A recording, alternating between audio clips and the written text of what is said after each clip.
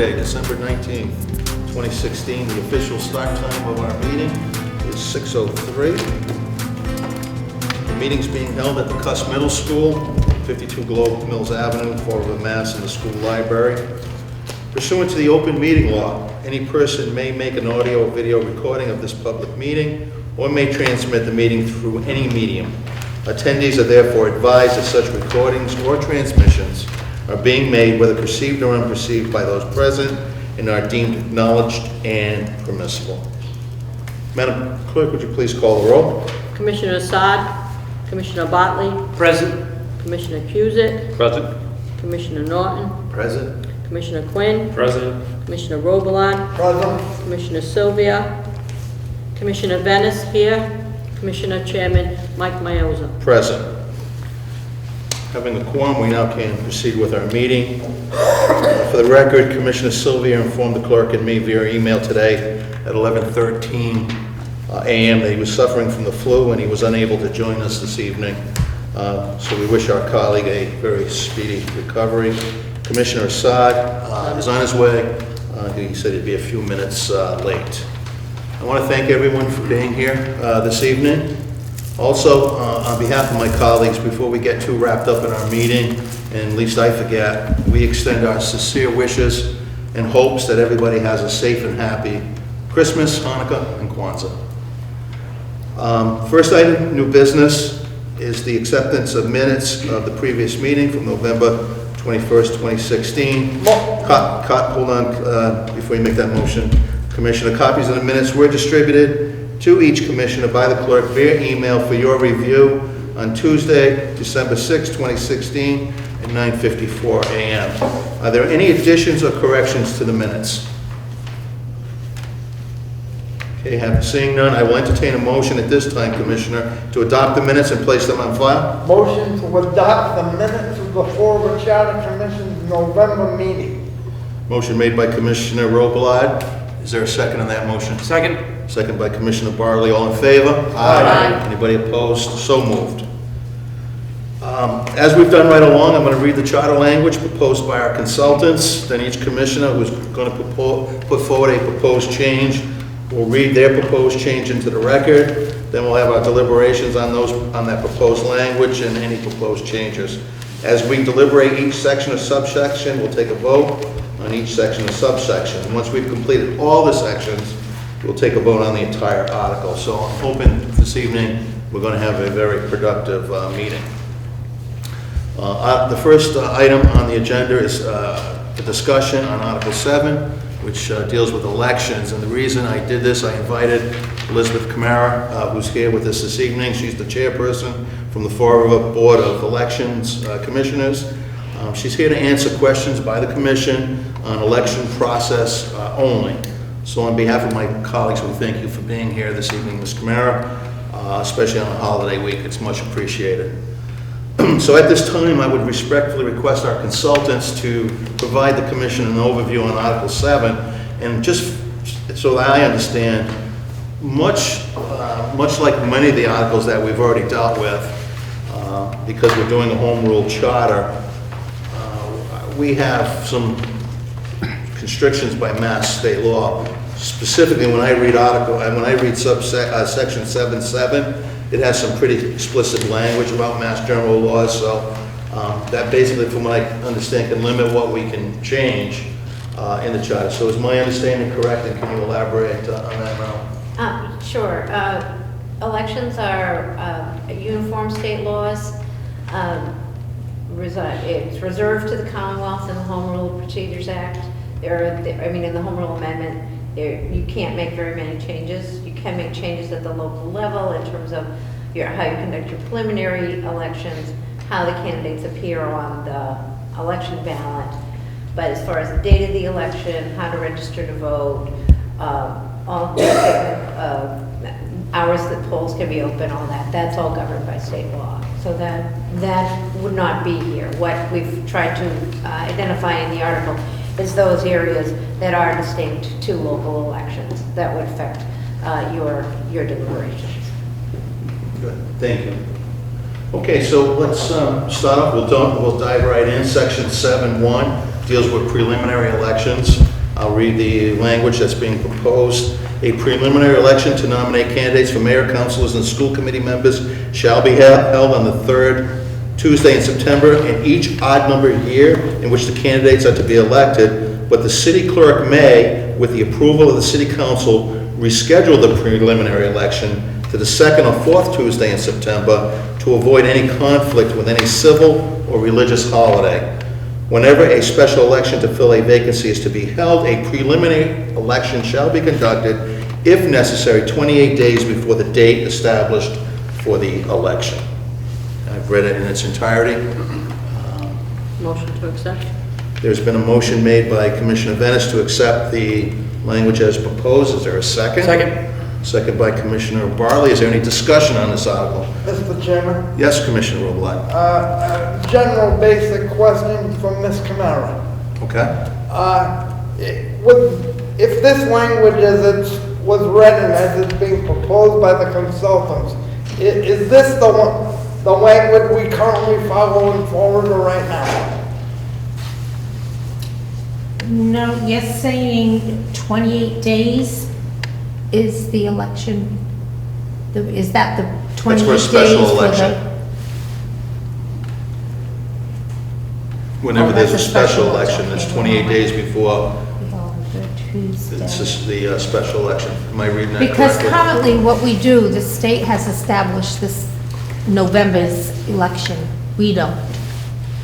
We have to count back so many weeks to establish the preliminary. We have to go like so many days. I have a whole schedule of what laws we have to follow, state laws.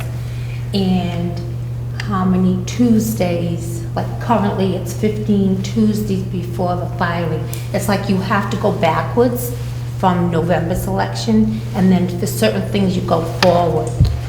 So This is like the special elections they're talking about. this whole thing is gonna be for special Well, the elections, 28 not days. for a preliminary? Or the 28 language. days. It sounds like for a preliminary. Right. The regular preliminary would be held on the third Tuesday in September. And that shows up in most charters. On the third Tuesday, I don't think we, Yeah. yeah, except if there's a holiday, Right, then we have to make a change. right.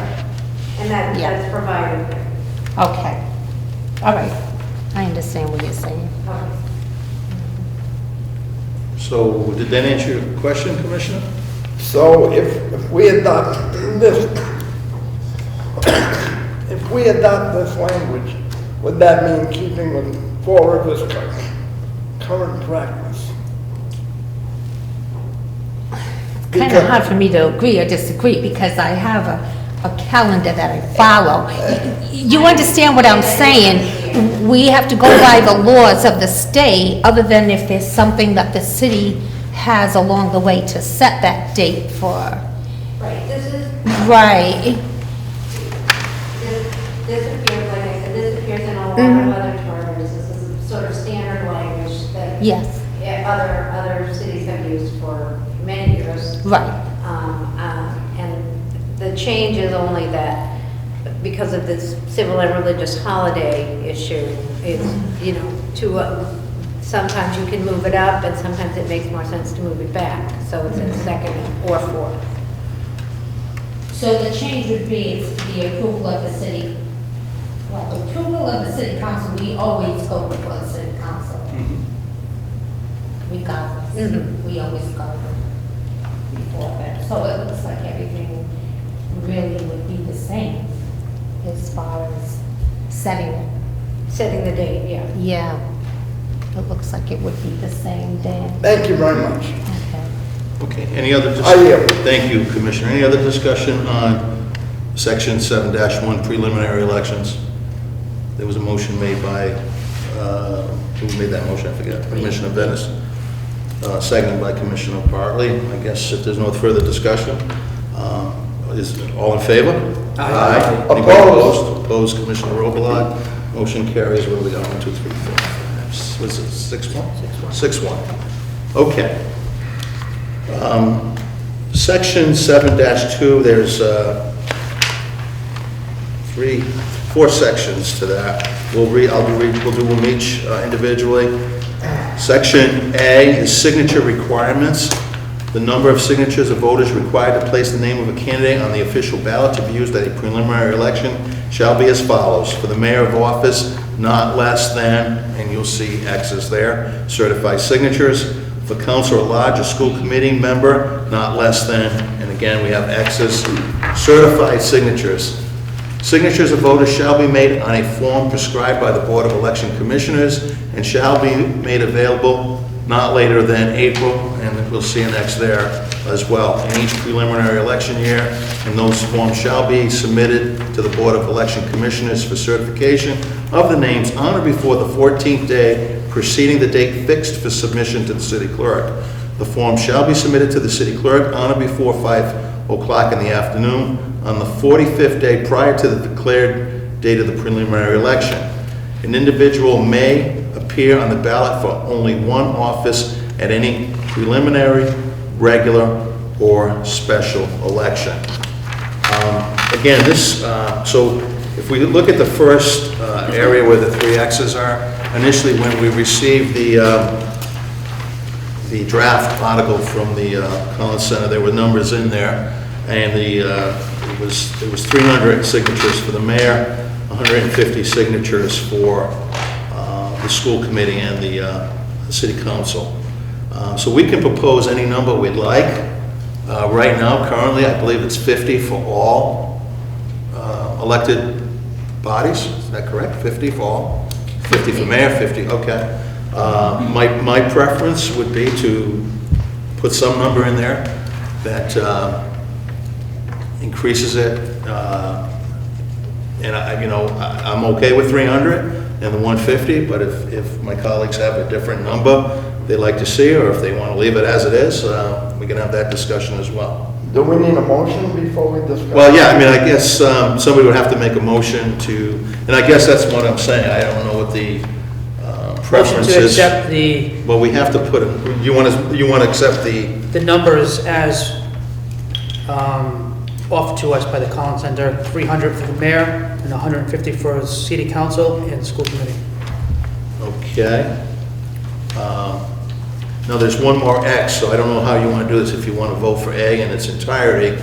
We have another X here that we have to fill in, not later than April, and I believe currently it's the 30th? Might seem not early. What's the No, that's what I'm saying, we have to go back so many Tuesdays. No, You're talking about nomination papers? no, we're talking about the signature shall be made on a No, form. Oh, I'm when sorry. the papers are available. When are they available to the elected, When are they available? yeah, currently they're April what? What's the date we use now? It varies. It could be the end of April, it could, like this, say this was 2015, it was May 5th, What determines that, Elizabeth? because you're counting back 15 Tuesdays before the filing date. I see. So, I don't see any problem in establishing a date and say, Because it's consistent. once you establish the filing date, then you're going back 15 Tuesdays. Is that the methodology you currently use? Yes. Yes. I don't, yeah, Does Commissioner. it have to be 15 Tuesdays? Could it be 16 or 17? It's always been that way, 15 Tuesdays before filing. Once I have a calendar all set, I submitted it to the state for them to look over. And if there's something that wasn't right, they would address it. But usually, as a rule, every time I've done a calendar, it's been 15 Tuesdays. And that's when you Yeah. hand out the Yeah, petitions. 15 Tuesdays before the filing date. The charter's been approved with a certain date beyond 15 Tuesdays. So I think if you're more generous than 15 Tuesdays, Yeah. it's okay. That way, if you did, It's just you by can't, April you can't, you first, you can't. could have 16, 17, 15, but it'd be 15 or more Right. weeks, so, I mean, you could pick a date. Yeah, we could. All right, so, and to your point, we make it more, so we would cover. Okay. So what would that be, though? Why would we have to change it necessarily? That way it'd always be consistent for every election. You wouldn't have to be going to the election commission and finding out. Everybody, you would always know. You look at the charter, that's the date. If it was April 5th. Does everything else fall in place? From the 15 Tuesdays, then you're counting forward. Last day and hour for obtaining, last day and hour for submitting, then there's 14 days before your filing, Right, we have that. and then 35 days, that's the last day and hour for filing certified papers with election commissioners, 35 days before the election. Yeah, that's all I'm having. So I'm just, all I'm asking, if they went back 17, Yeah. does everything fall in place the same way? Yes, yes, Yeah. it does. It will. We're just putting more time in the front, but all. For the papers. Right. Right, but it doesn't, it's not a snowball effect, it doesn't have a consequence down there every other day, no. So, to obtain nomination papers, there was something adopted in 1962.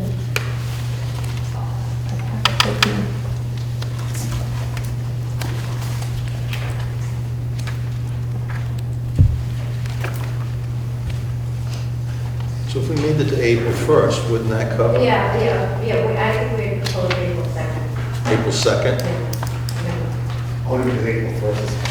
Oh, April Fool's Day, okay. And the idea was to give candidates more time to collect signatures. If you're gonna up the signature count, give them a few more weeks to collect. Somebody would have to, Commissioner Bartley has the floor right now, so if you, We can definitely put them all together. So I'd like to revise that motion. So motion to adopt the suggestions on 3 different categories. The first 2 being the number of signatures, 300 for the mayor, the office of mayor, 150 for the office of school committee and city council, and the date of April 1st. April 2nd. April 2nd. Second? Sorry, Yeah. April 2nd? Because We don't make April April Fool's Day? Yeah. And then you don't like that, you want to, Well, I mean, if you want to keep it open, keep it open. I mean, I have, this is a man, nothing but discretion. okay. Let's keep it at that. I'll second that. Okay, so there's a motion on the floor to, by Commissioner Bartley to, what's that? Hi, Karen. Yes, Mrs. Burris. Just a question, Mr. Chairman, so procedurally, if April 2nd falls on a Saturday, I was thinking, yeah. But this is not earlier than April 2nd, so it's no specific date. You just, We have a counting of days provision in the charter. You are, if it falls on a Saturday or Sunday, it definitely moves to the next business day. That's true, yeah, we do Any have specific a, day. routinely. yes, Yeah. yes, that's true, yeah. it just says not earlier than April 2nd. Yeah. So Commissioner Assad just joined us, just to bring him up to speed so we know where we're at. We're on, Commissioner, we're on section 7-2. Currently, there's, Preliminary election procedures? yes, and we're on A, signature requirements. Commissioner Bartley has made a motion to make it 300 certified signatures for the mayor, 150 for the city council, and the school committee, and that the, what do we call them here, the petitions? Nomination papers. What? Nomination The nomination papers will be made available no earlier than April 2nd. They second it. So, and then Commissioner Venice has seconded. Any other discussion on that? Commissioner Robelot? Thank you. I see no particular need to raise the number of signatures for any office. Not saying that these numbers would be impossible, clearly they wouldn't, but I just don't see the amount of signatures that are needed to obtain any current office as being a problem right now. The real work begins when you become a candidate and you start going out and campaigning and raising money and putting your message before the voters. Ballot access initially should be as easy as possible. And, you know, here we are again. Every time we have a proposal in this charter about citizen participation, about getting signatures, about filing documents, there's always a move to increase it, to make it harder, to make it more stringent. I just don't see this as being something that needs revision. I think each office should stay at the current 50 signatures. And as I said, the real work begins once you become a candidate and you put your message before the voters. The voters have a right to reject you or elect you. And that's will be the same regardless of the signature amount that's required to obtain access and have your name put forth on the ballot. So I think general ballot access should be a breeze, and the real work to a campaign should be done once you become an official candidate. So for that reason, I will not support any change to the current 50 for any municipal office. Thank you, I yield. Thank you, Commissioner. Any other discussion? Commissioner Cusick? Yeah, I support the change. Most people here never ran for office before on this board, and we had to get 100 signatures, and that wasn't a big deal. So if you're running for mayor, 300 shouldn't be that much of a burden for you. And I know some communities, and correct me if I'm wrong, require that 300, it gets broken down by 25 from each ward, so they even, okay, so, That's correct, just to show a broad city appeal. okay, I mean, I have no problem, I don't think 50, 300, I think if you're a serious candidate, you're gonna be able to get those signatures. So we have a motion, any other, do you yield, Commissioner? Commissioner? The 300 signatures that we're talking about for mayor and 150 for city council and school committee, my understanding from a little bit that I gleaned when I just sat down, it's an at-large. It's not by wards. No, it's not. So it's the 300, Citywide. somewhere in my recollection that we were talking about the number of signatures required to run for office. And I thought we had a discussion back then about the number of signatures would weed out candidates that had the potential of really working and getting the votes versus just not having the support throughout the city to do it. And I think the number of 300 and 150, and I'm thinking that the numbers that we talked about were higher than that, would certainly weed out any poor or not well-organized candidates to run for the city. And for those reasons, I think that the 300 at large for the mayor and 150 for city council and for school committee seem to be a reasonable number versus, not that there's anything wrong with 50. 50 should get you on the ballot too, but if that's the motion, if that's what we're discussing, I think it ends up being, you end up with more viable candidates that way. So that's my limited input for No, thank you, 2 minutes. Commissioner. Thank you. I think that's pretty much the way I think a lot of us think. All right, so any other discussion, Commissioner Quinn? I'm all set. Oh, I thought you had your hand up. No. Okay, sorry. Okay, so all in favor of the motion that's on the floor? Aye. Opposed? Opposed? Commissioner Robles has opposed. It carries 6-1. 7-1, isn't it? 7-1, okay. Now, I think Commissioner Bartley, you had another suggested change for Yes. Section A.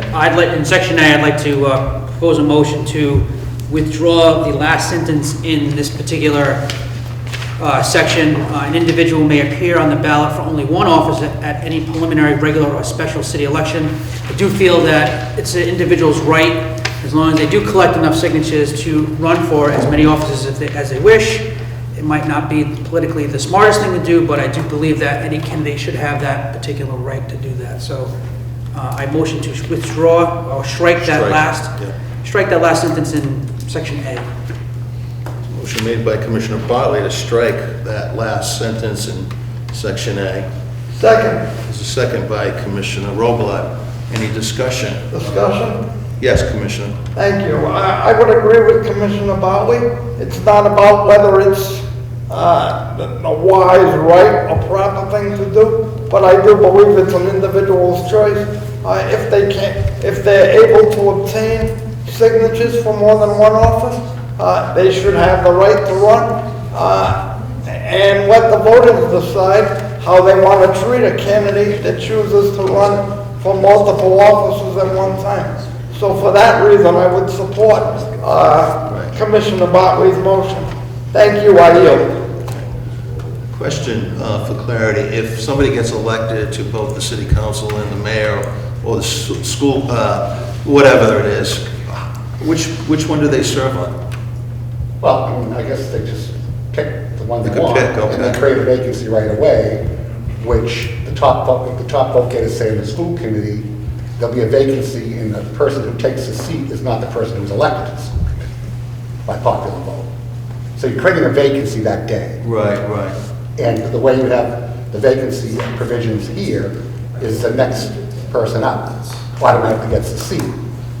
Doesn't matter how many votes they got. So, just for clarification purposes, is that for all elected offices locally? Yes. Yes. Okay, so someone could not serve on this particular commission and also on the school committee? No, you can't serve two offices at once. Okay. So you can, by the language that you're proposing, you can be on the ballot for mayor, for school committee, and for city council. And then you get to, then no one really knows what's going to happen. What in the case, no, never mind. I'm just thinking out loud, I apologize. Mr. Chairman, didn't we, in our discussions, deliberations in the past couple of meetings, say that you can only have one city position?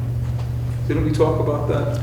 I believe we do have language I mean, already. what we proposed, it hasn't been adopted, I thought we spent some time discussing that you could only hold one city position. That's correct. I do recall, I yeah, think that position, meant employment, employment position. not elected ones. Aren't you employed, that you're getting wages? No, you're not? But my recollection was that we wanted the individuals to serve in one capacity. This doesn't allow them to serve in more than. No, I got it, but getting to the debate about whether or not you can run for multiple offices, I guess it's inconsistent with pick what slot that you want and run for that office versus immediately causing a disruption in the elective, in the process, and now say, I think I'm going to be mayor, forget about city council, or I want to be a city councilor, forget about school committee.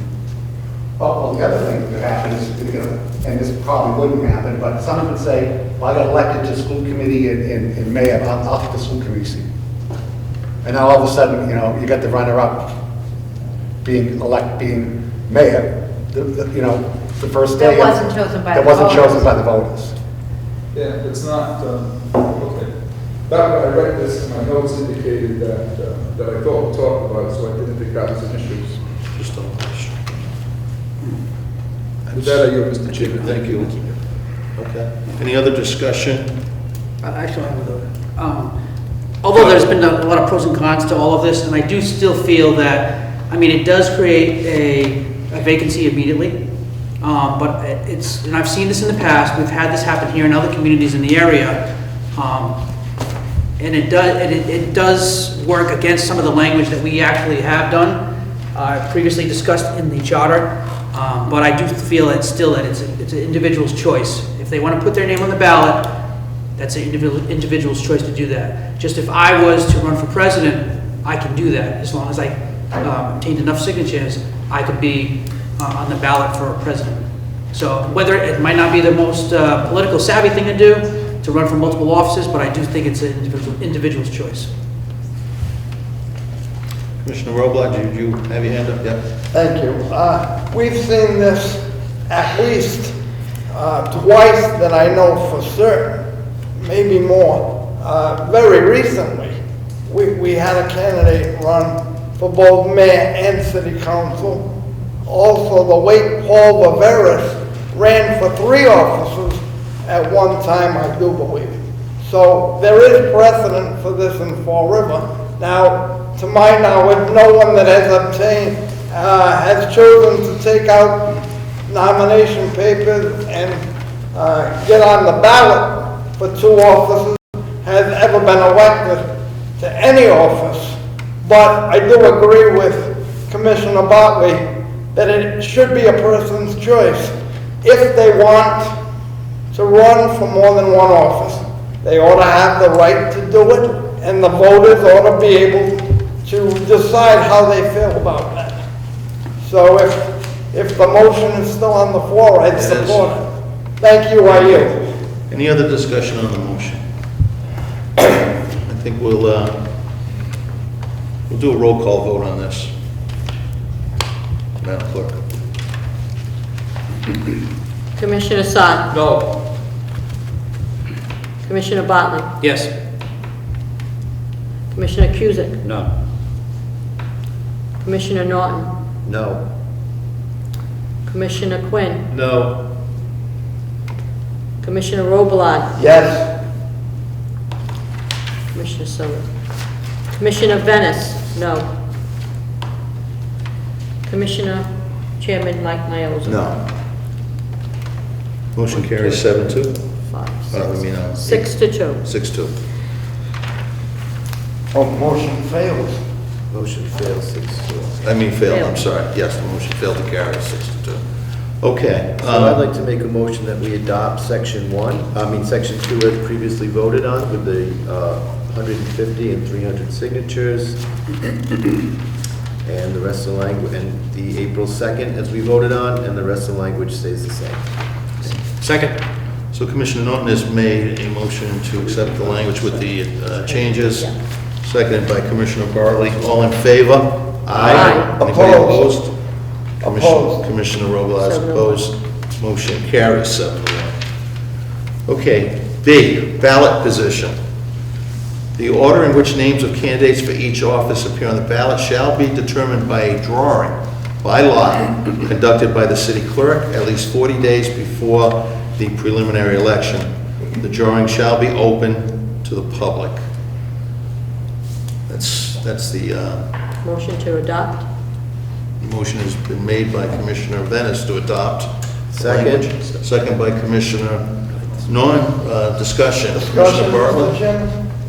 Yep, I got Commissioner Bartley, then Commissioner Norton, I believe. Nothing. Then you- Oh, no, okay. You'll be after Commissioner Bartley. I'm not in support of the last statement here that's saying that the individuals will appear on the ballot by a drawing, leaving it up to randomness. We've had this issue here in the past before, but where we have 2 different systems where in the preliminary election, all the candidates are listed by alphabetical order, and then in the general election, the incumbents are listed first, and then all the challenges are listed after that alphabetically. And I still feel that that's unfair to all the candidates, the system we have now. I definitely would not be in favor of this. I believe that everyone should be on the ballot equally, listed alphabetically, so I definitely will not be in favor of this. With that, I yield. Thank you, Commissioner Bartley. Commissioner Roblat. I think doing it by a lottery system, by a drawing, by putting it in a hat, I think, we can have some discussion about the current system, but this is certainly not the way to go. I would not support the language as proposed by the consultants. Thank you, I yield. Thank you, Commissioner. This is done by, I don't know. I know it's done by some communities, but I've never seen it before. It's a system that, Oh, your current system? No, the system The that's system that's posted. proposed here? Yeah. Yes. that's how it's done. Dozens of communities. Right. This is, Because the system that's here now the is acts heavily of- weighted towards incumbent. Because, whether we like it or not, you go into the ballot box, a lot of people just check off the first 5, and then, the incumbents, the people that are trying to get into the system are heavily disadvantaged by this system. So,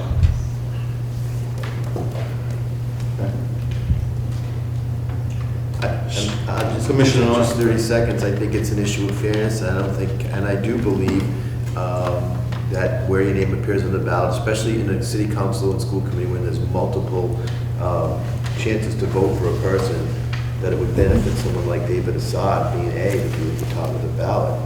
I'm in, so I'm in the middle either way, but I just think that the random lottery is a fair system for everybody. It shouldn't be based on... Unless you went in reverse order and started with Z. Oh, then the thing is, But the lottery system seems to be the fairest way to get the names on the ballot. and incumbents can have the words candidate for reelection Yes. printed Beside next to their your name. name. But it should be... order. But not candidate for reelection. What you have here is like alphabetical, all incumbents, candidate for reelection, all the way down. The random choice, the random selection, and appearance on the ballot, I think, eliminates, it gets rid of that incumbency factor. Or the A factor, if everybody wants to start at the beginning of the alphabet. You yield, Commissioner? I do, I yield. Thank you, Commissioner Barlow. I think, the easiest and most, sensible way for me, I would imagine, is just to, as we do it now, pop everybody on there alphabetically. I'm not in favor of putting all the incumbents first. I definitely don't agree with that. I think it's unfair. I just think the simplest and easiest way for people to understand is just by alphabetical order. By pulling things, again, I think it's just too randomness that by your chances of getting on the ballot on the top versus the bottom are all by random picking out of a hat. I just don't understand that. But as ever since I was younger in grade school, everything was done alphabetically. And it just so happened if your name was at the beginning or the end, it's just the way it was. I think that's just the most fair system that we've been adjusted to as adults and children. This randomness I just don't understand that in an election. But with that, I yield. Thank you, Commissioner. I mean, for me, I've been on both sides. I've been a candidate and an incumbent, so I've got the benefits. If there are derived benefits from that, I guess I believe there are. I think this probably does present a fair way to do it. You still have, candidate for re-election, so it still gives you that identification. You gotta find your candidate. If you want somebody, you have to find them. Did you have something you wanted to add, Mrs. Ferris? Yeah, just, I appreciate the comments that have been made, and I would find myself concurring with Commissioner Bartley on this issue because having run for office many times, the same office, City Council, 4 different times. Clearly, my last name is Viveras, V, and I can tell you that I've had 4 very successful elections, despite the fact that I was one of the last names on the ballot. So I don't believe that there's a disadvantage to being alphabetical and further down the list as opposed to at the top of the list. And I would say that I think while you may not want to favor incumbent, and I actually personally agree with that, I think it should be alphabetical, both elections.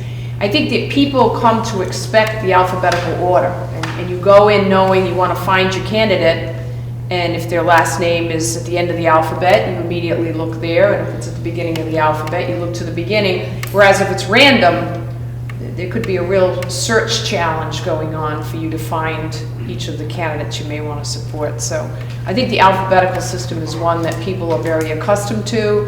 It's easier to find your candidate when it's laid out alphabetically. And again, I don't think it's a disadvantage to those that may have last names beginning at the early part of the alphabet or the end of the alphabet. I personally haven't found that to be a deterrent or in any way an inhibitor. All right, thank you. Commissioner Cusick. One question, would we identify incumbents as we currently do? Would you put like an I next to their name? I think it says candidate for re-election. Or- Is that what we put on the ballot? If you're Yeah, changing there's only each other. certain words that you can use, candidate for re-election.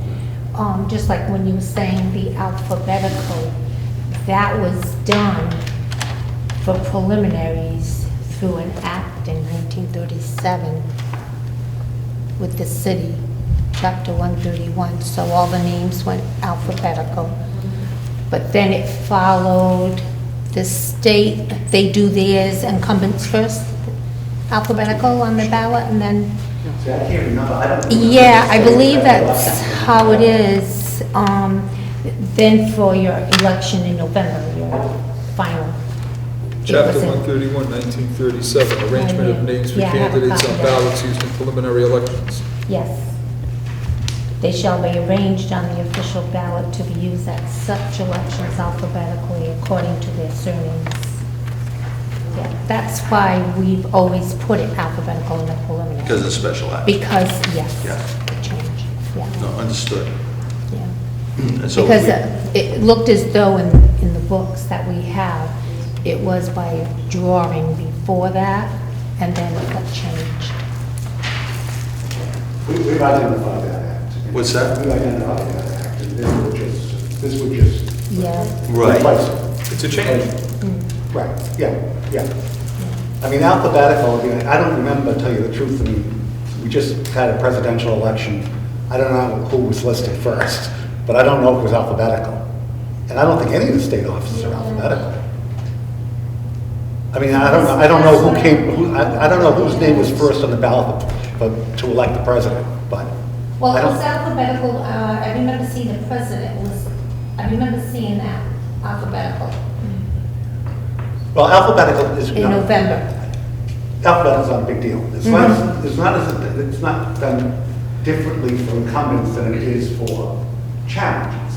So if you want to keep alphabetical, you don't have incumbents first alphabetical, and then challenges second alphabetical. Right. That's different. Well, yeah.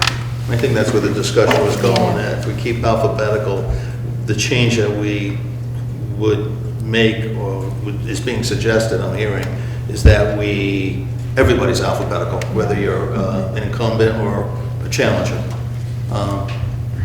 So, although we do have a motion on the floor to adopt the language, I believe, is that correct, Madam Clerk?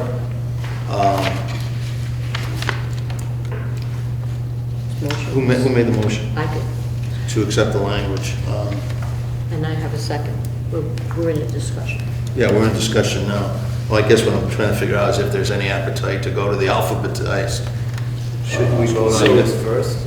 Yeah. Well, we can. Question. So we can change it and make the entire thing alphabetically, like, Yes, okay. yes.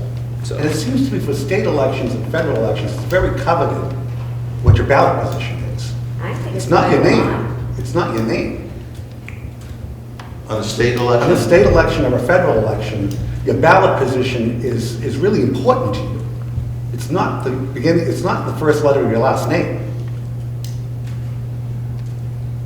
I know I'm changing my name to Assad. Triple A's.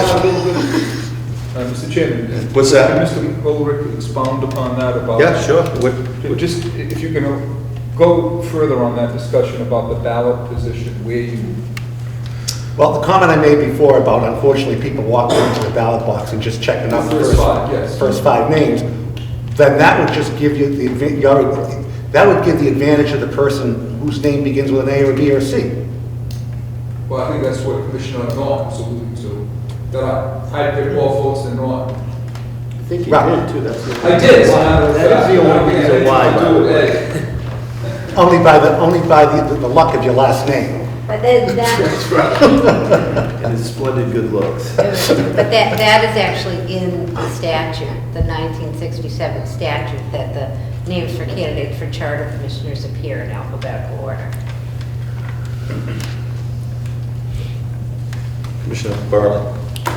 I want to just go back to the whole thing about being in grade school and growing up and as an adult. We've always done everything alphabetically. Whether it's, going out to recess first or going into the fire pit. I'm B, so whether it was good or bad, I'm the first one to do it. So we got to take the good and the bad here, and everyone knows alphabetical order. And if, sometimes I believe in the last election I ran in, not for a charter commission, but for city council, the preliminary, we had 30 people in it, I think. So finding a candidate in that list can be daunting sometimes for other people. I just, we've always done it that way. It's easy for people, and so that's just where I stand on that. So with that, I yield. Commissioner Bartley, you needed to go to a school with an Assad? Okay. Any other discussion? I guess we can take a vote on this. I'm of the mind that I would like to go with the alphabetized, but we'll see how this vote goes. And Roll call? we'll do a roll call. Yep. So The motion on the floor is to Except, to adopt the language as proposed. adopt the language as proposed. That's correct. Okay. Is that correct, Madam Clerk? Yes. Commissioner Assad? Yes. Commissioner Bartley? No. Commissioner Kuzic? Yes.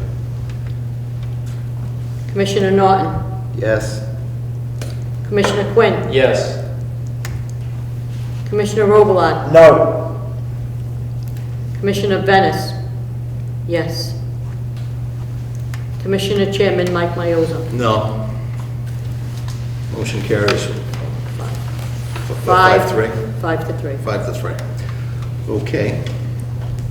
We're on to section C, determination of candidates. This one I think is a long one. Okay, twice the number of candidates who received the highest number of votes for nomination for an office at the preliminary election shall, except as provided by subsection D, be the sole candidates for that office whose name shall be printed on the official ballot to be used at the regular or special city election at which the office is to be voted upon, and no acceptance of a nomination shall be necessary to its validity.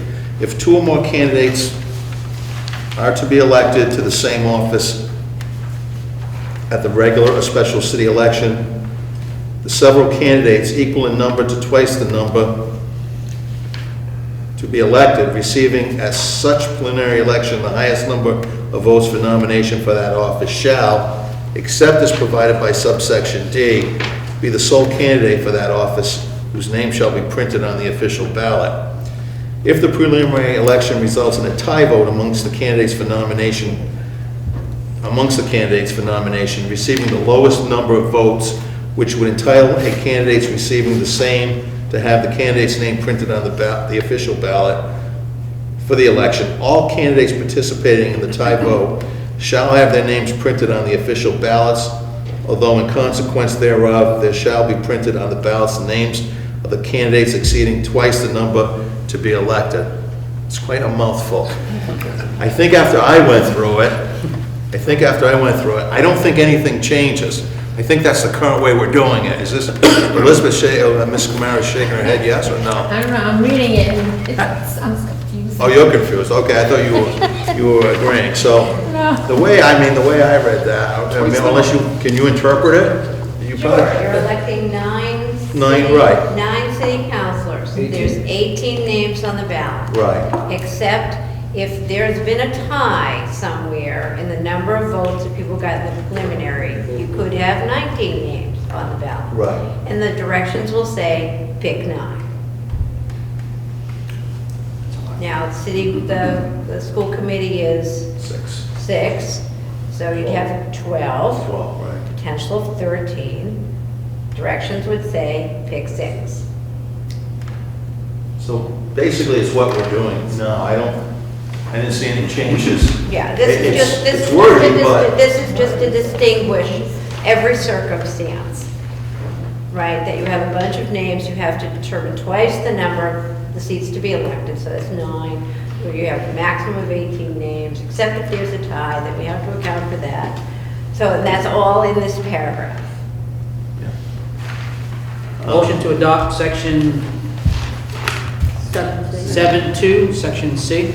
motion to adopt section 7.2C has been made by Commissioner Barley. Is there a second? I second it. Second by Commissioner Venice. Discussion. Discussion, Mr. Chairman. Commissioner Robillard, yes. Thank you very much. Ms. Camara, what happens if there's a tie right now? They're talking about if there's a tie. What happens if there's a tie right now? I'll be going to the laws to see. Could you speak up? Because I've never had that happen. So you don't know I would what- have to go back and look at the laws on what we currently have. I've never had Well, that I think the happen. answer is that if there's a tie, the two names go on the ballot. But that's what it sounds like. If there's a tie, you put both names on the ballot. Either that or we, no, I'm not Yeah. I don't- There literally could be more than one tie. Yeah, true. Yeah, right. For that. So I just wonder why we need this wordy language. Because you don't know what you're doing when you have a tie. She just said what we do now. She said she didn't know. She didn't No, know. it She doesn't has know. never happened. She'd have to go back. So I would have to go back too and read what the ruling is currently. So under, Mr. Is Chairman, this under the C, we current have a clear model on rule? how it goes. Yeah. I mean, it's, what's being proposed is, here's a roadmap, this is what you do, twice the candidates, you got a tie, add the other name on it, let's Yeah, go. this language was prepared in other charge and has been approved by the Attorney General, so there's nothing unusual here at all. I know it's wordy and it's awkward, but it gets the job done in terms of explaining what the circumstances are.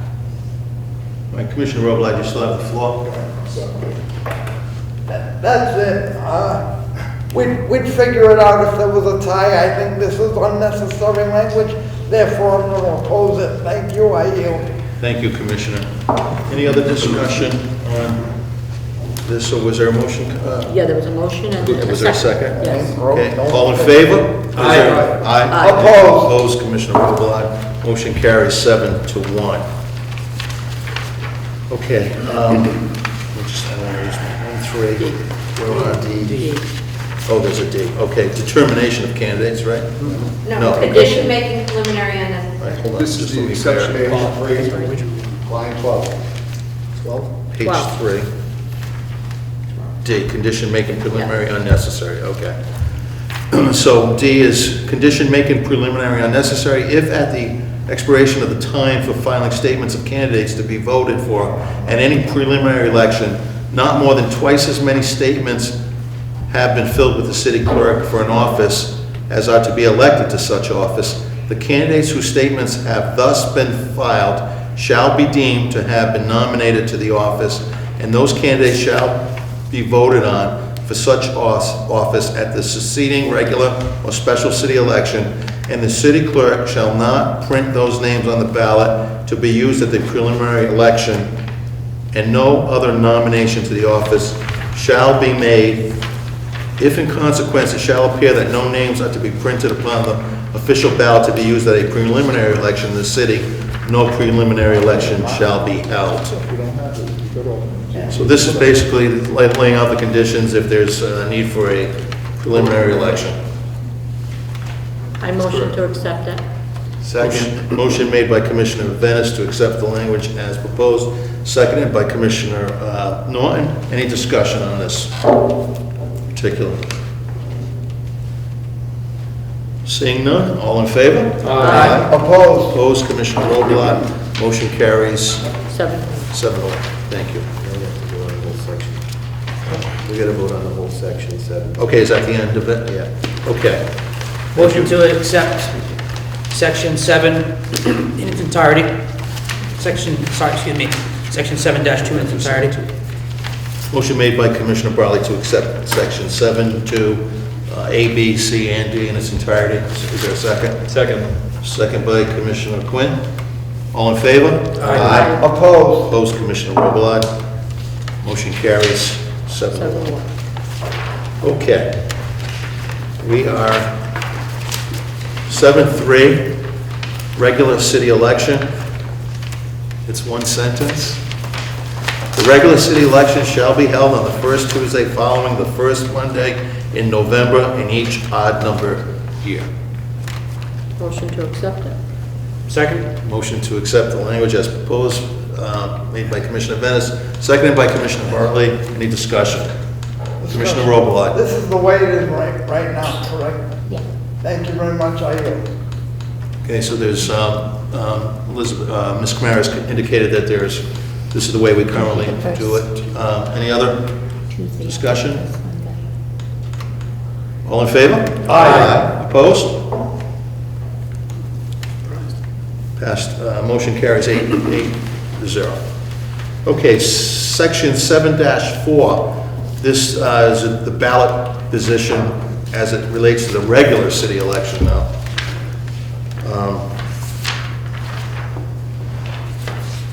The order in which names of candidates for each office appear on the ballot shall be determined by a drawing by lot conducted by the city clerk not later than 7 days after the certification of the preliminary election results. In the event that there is no preliminary election in advance of the regular city election, the drawing shall be conducted on the first Tuesday in October prior to the regular city election. In the event that there is no preliminary election in advance of a special city election, the drawing shall be conducted on the 6th, am I reading that correctly, on the 6th Yes. Tuesday? Yeah. Prior to this special city election, the drawing shall be open to the public. Okay, on 6, going backwards, got it, okay. That's it, I believe in its entirety? Yes. Motion to approve section 7.4? Second? Motion made by Commissioner Norton to adopt the language, seconded by Commissioner Barley. Any discussion? Commissioner, do you have your hand up, Commissioner Roblat? I can't tell. I'm just gonna say I'm opposed to this for the same reason I was opposed when we talked about a lottery in the prior section. Understood. Thank you, I yield. Thank you, Commissioner. Any other discussion?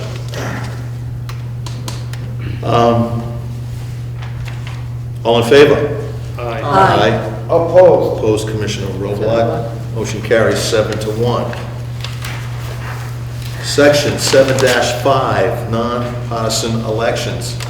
Another one is one sentence. All elections for city offices shall be nonpartisan, and election ballots shall be printed without any party mark, emblem, or other political designation.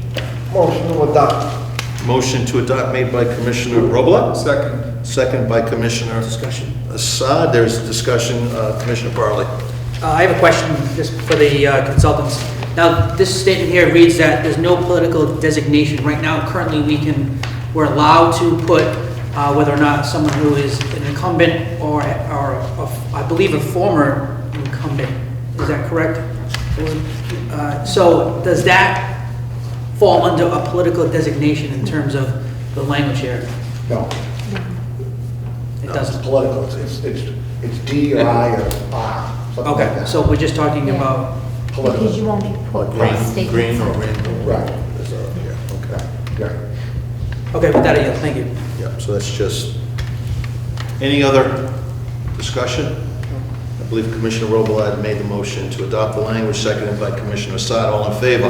Aye. Anybody opposed? So moved, 8, nothing, the motion carries. Section 7-6 is a section that deals with wards. The territory of the city shall be divided by the city clerk into 9 wards, consist of nearly an equal number of inhabitants as it is possible to achieve based on compact and contiguous territory bounded as far as possible by the center line of known streets or ways or by other well-defined limits. Each ward shall be composed of voting precincts established under the general laws. The city council shall review these wards to ensure uniformity in the number of inhabitants at least once every 10 years. Mr. Chairman, Yes, Commissioner. thank you. This is something that's done by the census and by the state. I'm not convinced this belongs in the charter. The wards, they go according to the federal census. Correct, but, so, that has no involvement with the city council. You do have to go before. Well, you do, and they adopt. Yeah, once it. everything is drawn up. Yeah, because- but the city council doesn't draw it up, that's my point. No, what I did in the past, you worked with engineering and planning. They go through every single address. They draw up the map. We had to divide because we had to eliminate precincts in the D precincts. You had to have an even distribution of your precincts. So we cut it down to 3 in each ward.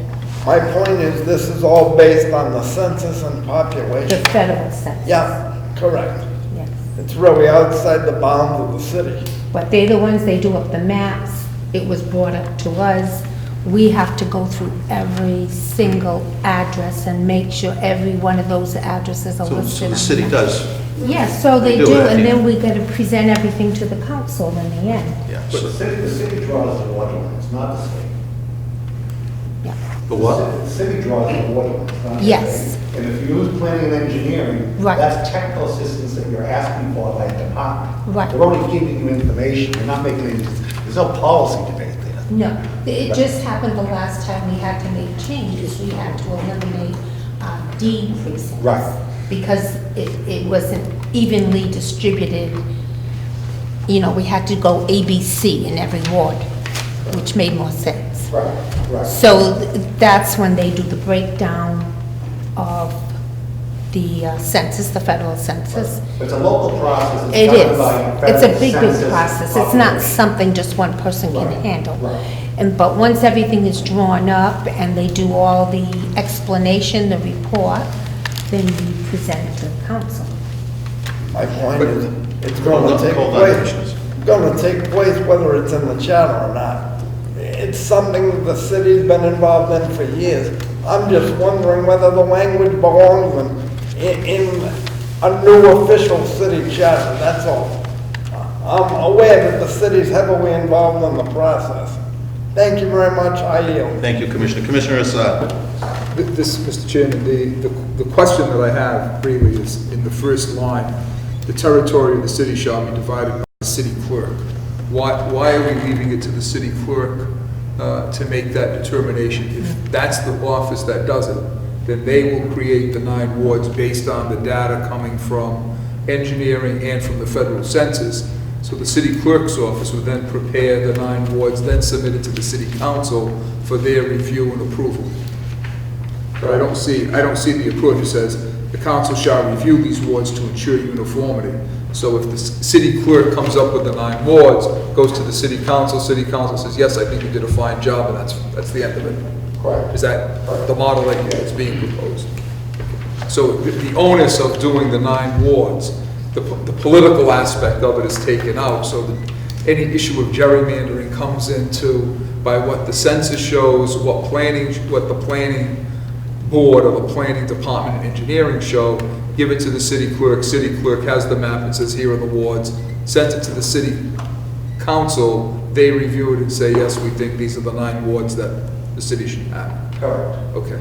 But you have to go through every single address. And there are addresses that don't even exist. Yeah, that's not, there's nothing to do with this, is what we're talking about.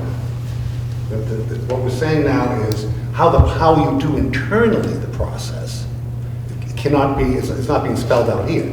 It's just saying the city clerk shall give the council the 9 wards in accordance with the census, in accordance with...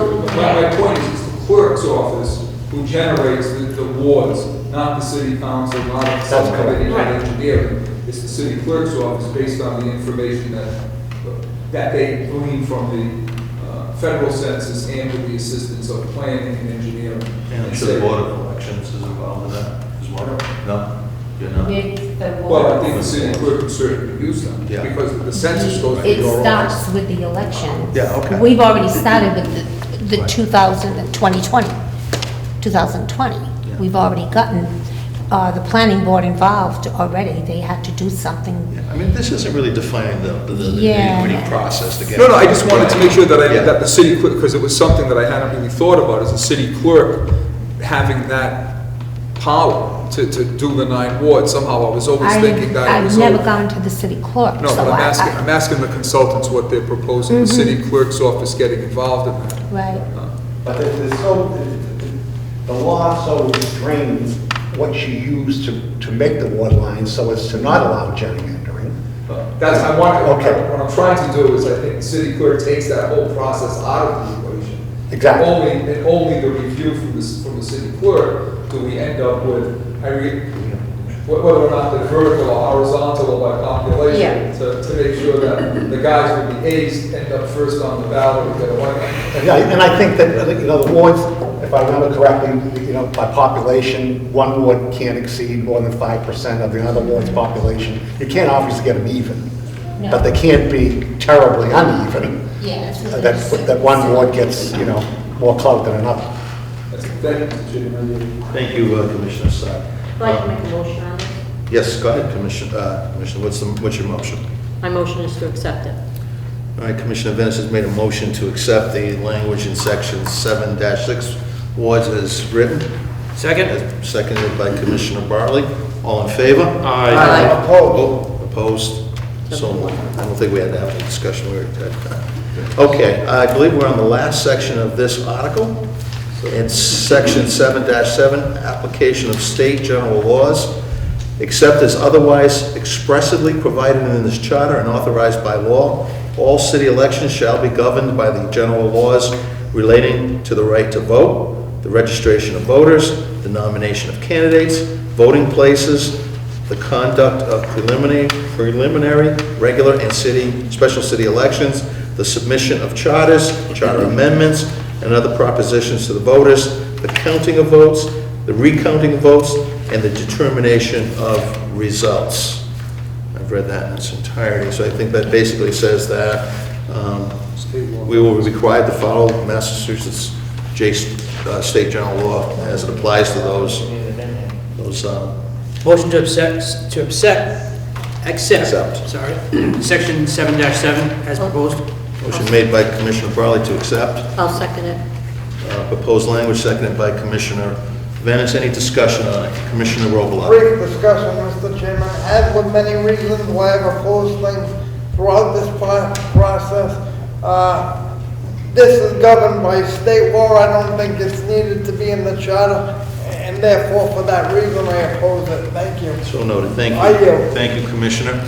Any other discussion on this? All in favor? Opposed. Opposed, Commissioner 7-1. Robelot. Motion carries 7-1. We need to vote on the entire article. Motion to accept I second Article it. 7 in its entirety It as is- proposed. There's been a motion made by Commissioner Barley to accept the entire Article 7, seconded by Commissioner Venice. Let's do a roll call on that, I guess. Please, thank you. We'll do a roll call. Commissioner Assad. Yes. Commissioner Bartley. Yes. Commissioner Cusick. Yes. Commissioner Norton. Yes. Commissioner Quinn. Yes. Commissioner Robelot. No. Commissioner Venice, yes. Commissioner Chairman Mike Mioza. Yes. Carries 7-1. 7-1. Thank you, Commissioners and Ms. Camara. We've finished elections. You're welcome to stay. And we're going to be getting into our next article. We're finishing an article we've already started, which is Article 3. So we're moving on to C. Thank you for being here and answering our questions. Very, very helpful. There are 11 sections to Article 3. We've completed sections 3-1 and subsections A through D, and section 3-2 at our last meeting in November. We tabled section 3-3, so I would like a motion to lift from the table section 3-3 of Article 3.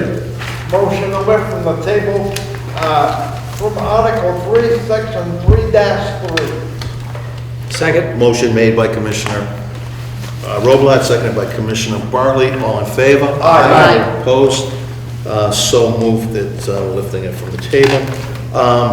So 3-3 is a lengthy article. I think we had discussion.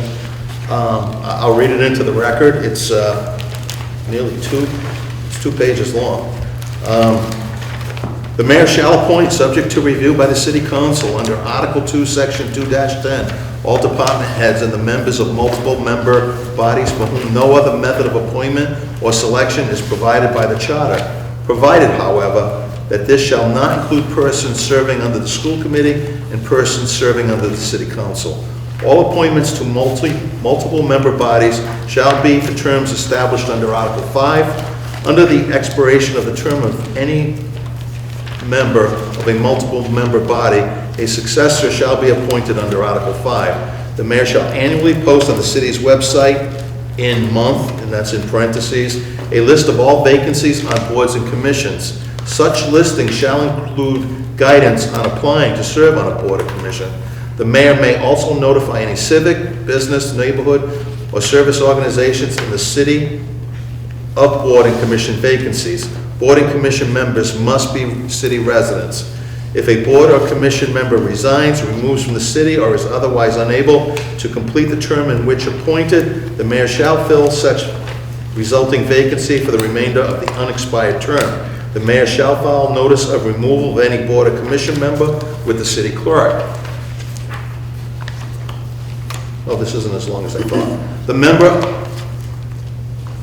method of appointment for all city employees shall be prescribed by administrative order under Article 5. Department heads may be removed at the sole discretion of the mayor. And I've read that in its entirety. So that's section 3-3 that deals with appointments by the mayor. Mr. Chairman, Yes, Commissioner. discussion, please. What's that? Discussion. Yes, go ahead. Thank you very much. Before this was tabled at the last meeting, I recall engaging in a discussion, and I'm still a little bit confused. Maybe tonight we can get more of an answer.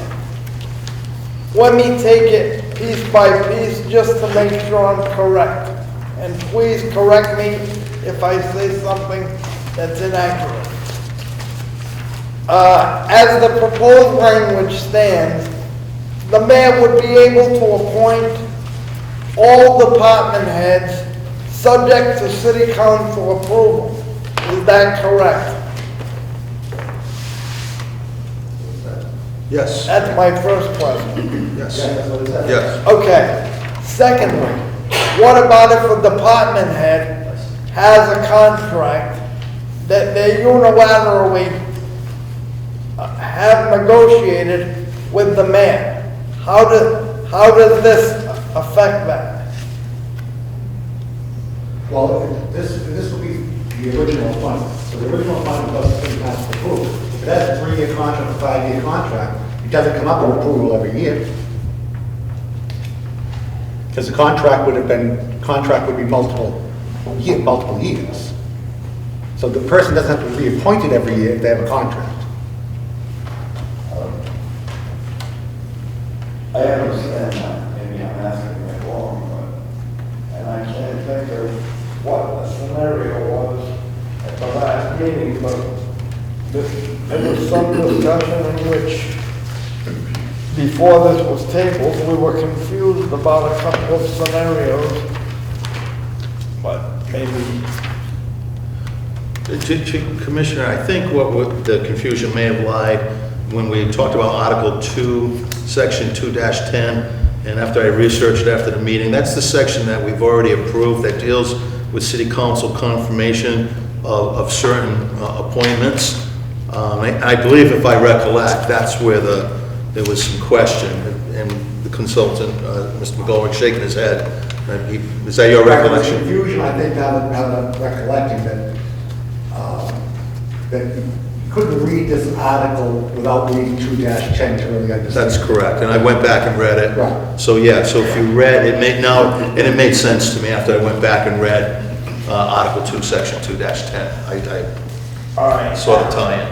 Now, the other piece of this is, and I just want to make sure I have it clear, the terms of office for some multiple member bodies are prescribed by other means. So how would that be affected by this language? If the terms of office for certain boards and commissions are governed by statute, there's nothing in here that would change that. Okay. But it couldn't be codified in the administrative code to say members of the Board of Appeals shall serve a term of 3 years. And then there's a state citation next to each board on what state law to look up. But it's only there for people's information, so they don't have to go looking all over the place to see what the term of office for a Board of Appeals member is. You just document it someplace, but you can't change it.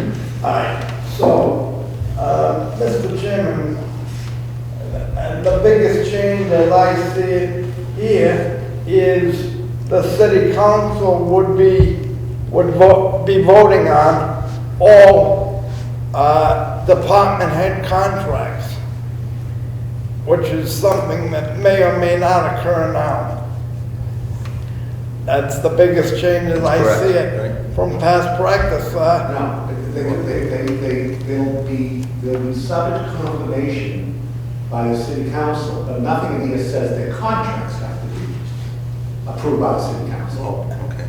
I understand that, and that's what I meant.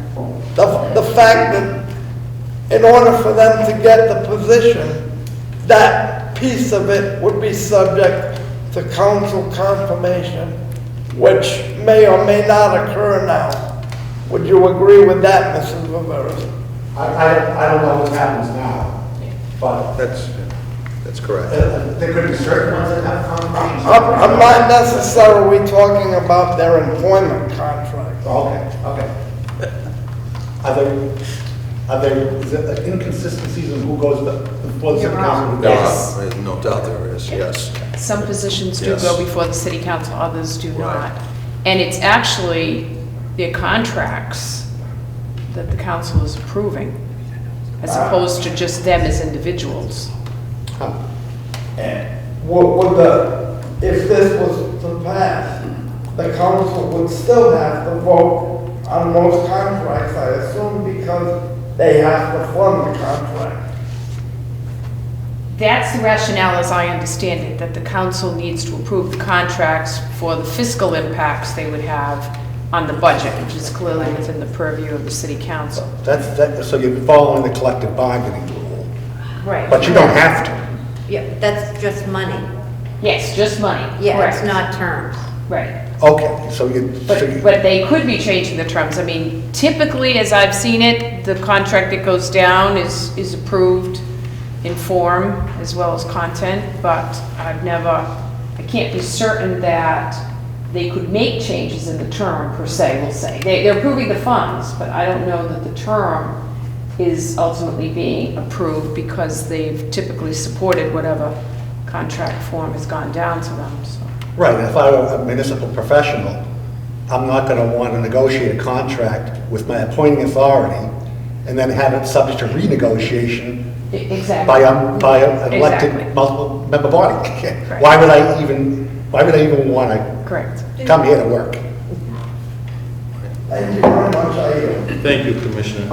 Any other, I don't think there was a motion to adopt this language. Any, no? Oh, before you, Yep. Just what was said. before you adopt it, we need when the mayor shall provide this list of vacancies. March, April, May, February. Oh, is that what, oh, that needed to be filled in? Yes. Okay, that's what that, okay. So is that April, May, June, July? Is that what's, or? No, The I mayor was shall- I was just naming months. You just have to pick one. Pick a month? Yeah. That's what I'm saying? Yeah. We gotta pick a month. Yeah. Okay, what month do we want to pick? Anybody, whoever speaks first, that's fine. Well, think of the logistics of it. When Mayor shall When it's gonna come up, so he or she is Well- going to need some window, some time period. Yeah, When it's let's- gonna come up.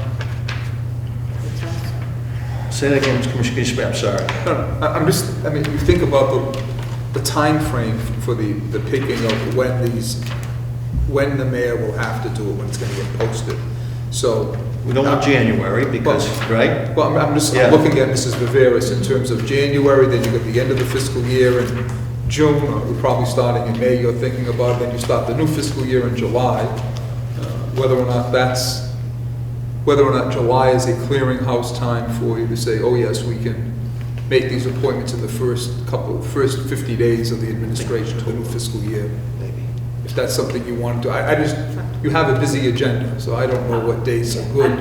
I guess I'm not certain as to, are we referring to filling vacancies? The mayor shall annually post on the city's website a list of all vacancies of boards and commissions. Okay. So So- obviously January, I mean, if it's a new mayor, I wouldn't do it then.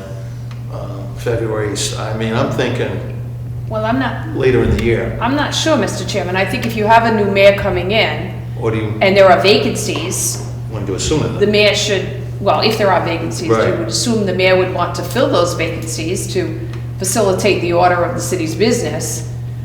And So maybe February would be. I would think, certainly, Yeah, right. February, March then. 30 days to just get acclimated Yeah. and then, because you're posting presumably to allow people who might be interested in those positions to come forward and Yeah. express their interest. So I would think that February would certainly be timely. You don't want to leave the vacancies open for too long, so. No, that makes sense. Yep. Question. Yes, Commissioner. You know these vacancies are coming before the new mayor, and they be put out in the fall, saying you have vacancies that are going to come about in January. I mean, on some of these boards and commissions, they overlap, like the mayor may have 3 years, you know, and so I'm just thinking that, That's part of the problem, I think, with the vacancies. There's not a consistent term. well, that's what They're I all over the mean, place. but that's to avoid a mayor. No, I know, but I'm just saying, Filling it with- I'll just use a different board. Somebody gets appointed, but it's not a consistent appointment. Some get appointed in June, some are in May, and trying to keep the board's schedule about whose term is coming up is very difficult. I don't know of a master plan that exists that who knows when somebody's coming up. Yeah, but I thought The they city changed, clerk actually keeps a record But of all city of the clerk boards does. and commissions and the expiration dates and the lengths of term.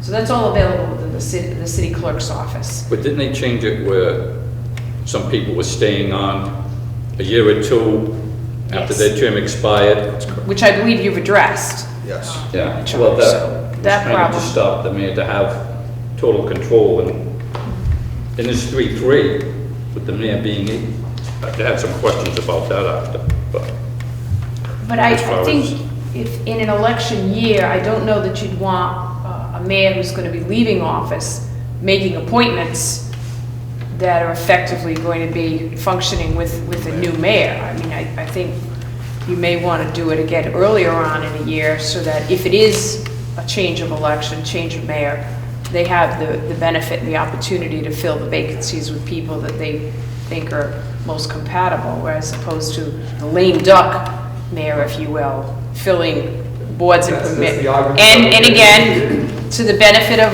what might be a very competitive election campaign. I just think the fall of the year gives rise to, you know, the kind of loss of objectivity that you may not be looking for. Sounds like earlier, February would be Earlier in the the year. ideal. I'd like to make a motion that we make February the month that the boards are Second. posted. Okay, motion made by Commissioner Norton, seconded by Commissioner Barley to make February the month that the mayor lists all the vacancies on boards and commissions. Any discussion, any further discussion on that? Seeing none, all in favor? Aye. Opposed? So moved, 8-0. So now we need a motion if there's no other, On the whole article. on the whole section. Motion to adopt section 3-3 in its entirety? Second? Motion made by Commissioner Barley, I didn't hear who the second came from. Norton. Commissioner Norton, all in favor?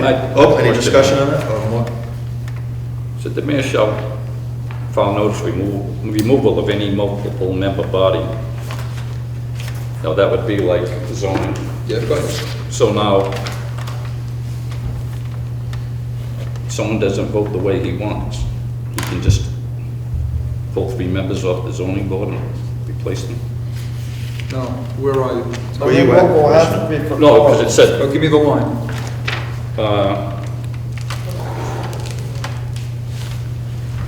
Page 4, page 4, at the bottom, mayor shall file notice of removal of any multiple member body member with the city clerk.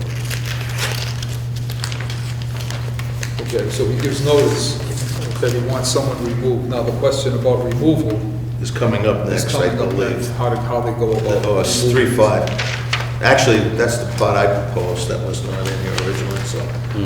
Removal or suspension of certain officials and employees, I believe. So we'll discuss the removal part of it. Yes. Yep. Any other discussion on that motion? All in favor? Aye. Opposed? So moved, 8-0. Okay, we're on to section 3-4, which deals with temporary temporary appointments to city offices. Whenever a vacancy, either temporary or permanent, occurs in a city office and the needs of the city require that such office be filled, the mayor may designate a person to perform the duties of the office on a temporary basis until the position can be filled as provided by law or by this charter. When the mayor designates a person under this section, the mayor shall file a certificate with the city clerk in substantially the following form. I designate, name of person, to perform the duties of the office of designated office in which vacancy exists on a temporary basis until the office can be filled by, and then in parentheses, here set out the regular procedure for filling the vacancy or when the regular officer shall return.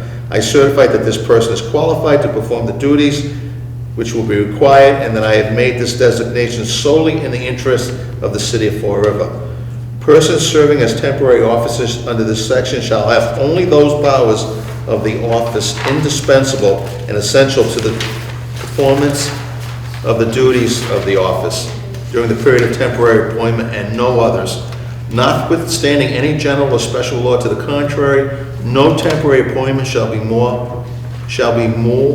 for more than 90 days, provided, however, that not more than 2 extensions of a temporary appointment, which shall not exceed a total of 60 days, may be made when a permanent vacancy exists in the office. That's read in its entirety. So this is the provision that allows the mayor to temporarily fill a vacancy. Motion to adopt 3.4. Second? There's been a motion made by Commissioner Venus, seconded by Commissioner Barley. Discussion on the motion. Discussion briefly. Ms. Rivera, what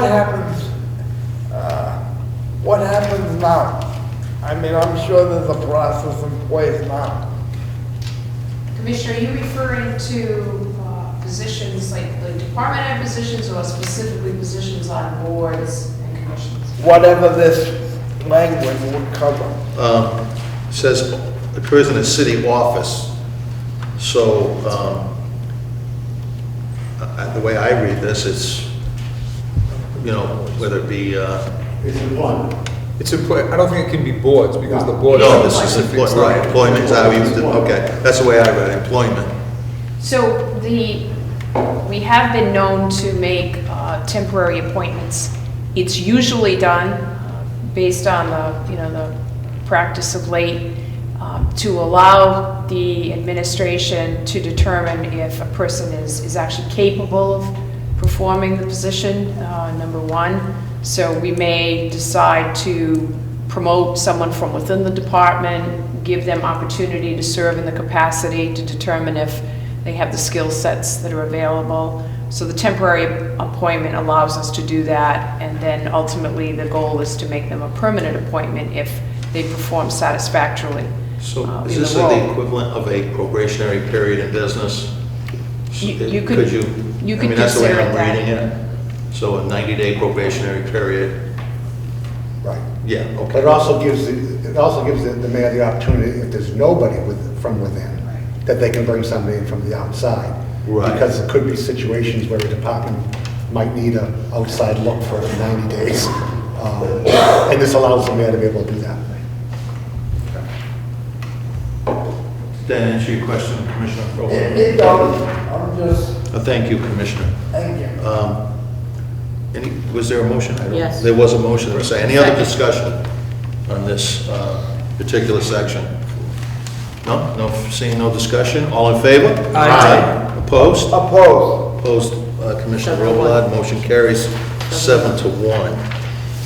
Okay, so this next section is the section that I proposed after reviewing this article and looking at charters from other communities. You know, we have a section here that deals with appointments for the mayor, a section that dealt with temporary appointments made by the mayor, but there was no section in here that dealt with procedures for removal of suspension of officials and employees. And again, I looked around looked around the state at other charters that were done by the Collins Center, because we talk about those things, I think there needs to be a process. And I did send this to the consultants, so Marilyn has looked at this, and I believe you've made some corrections to make sure it conformed with Mass General Law. So I am proposing both sections A and B, and I'll read A, which is section 3-5, removal or suspension of certain officials and employees. city officers and department heads, unless some other procedure is specified in a collective bargaining agreement or by civil service law. The mayor may, in writing, remove or suspend any city officer or the head of any city department appointed by the mayor by filing a written statement with the city clerk setting forth in precise detail the specific reasons for the removal or suspension. A copy of the written statement shall be delivered in hand or mailed by certified mail, postage prepaid to the last known address of the city officer or department head. The decision of the mayor in suspending or removing a city officer or department head shall be final, it being the intention of this provision to vest all authority and to fix all responsibility for such suspension or removal solely with the mayor. So again, the idea of this was to just continue what we talked about, hiring temporary, and now if there needed to be a removal or suspension, that we have some language in our charter that dealt with that, or laid out a process. Yeah, go ahead. Mr. Barbaros. I would just ask the question, Mr. Chairman. Oftentimes, an individual might be removed from a position on a matter that's considered a personnel matter. You're requesting that the reason be given in full detail. I would just ask that perhaps an opinion be secured to determine if in fact that is public information. We oftentimes have some sort of allegation, it may be something that's not proven, but again, it rises to the level where, you know, the mayor may make a change. I'm just cautioning to make sure that this provision doesn't in any way conflict with human resources personnel policies regarding disclosure of the rationale for the removal. And the removal could probably be, might be in the contract. I mean, I've never put this language in any of my documents. This is fraught with problems because you're airing out, you know, dirty laundry in a public setting. Okay. When it's a personnel matter. Mr. McGold, this came out of the Newburyport Charter. Did the Common Center work on the Newbury, I mean... I don't remember this language. Okay, well, that language... That's one charter out of 15. Okay, no, I found it in others. Maybe not the ones that we've written. Yeah, I mean, Well, you did write the Newburyport Charter, right? Well, there could have been a special situation there that I can't Well, why is it recall. different? Why? I probably made the same argument in public with the Okay, Newburyport. well, obviously you didn't see this. I did work with Marilyn on this language. I don't recall seeing this language. Well, you maybe didn't, I don't know. I know I did work with Marilyn, not to... and it does, and it is in other charters. Yes, it is. That are not necessarily Collins Center charters. What, maybe we can revisit this.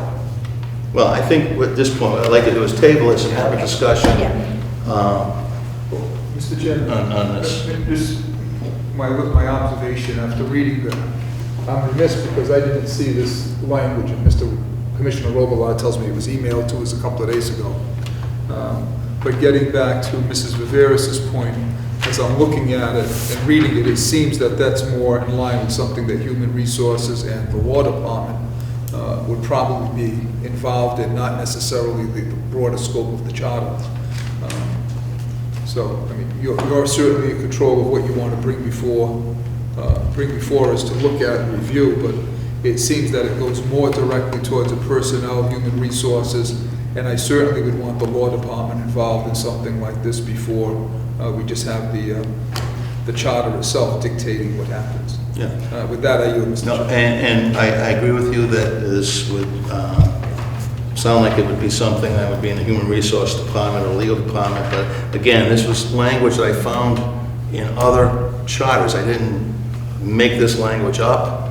I asked for this to be reviewed. It was reviewed, changes were made, and that's why it's before you this evening. So what I'm going to ask is, I'm going to ask that we table this so I can have discussion with our consultants. I make a motion to table 3.9, removal or suspension of certain officials and employees. Second? Motion made by Commissioner Assad to table section 3.5, A and B, A and B. and seconded by Commissioner Bartley. All in favor? Aye. Opposed? So moved.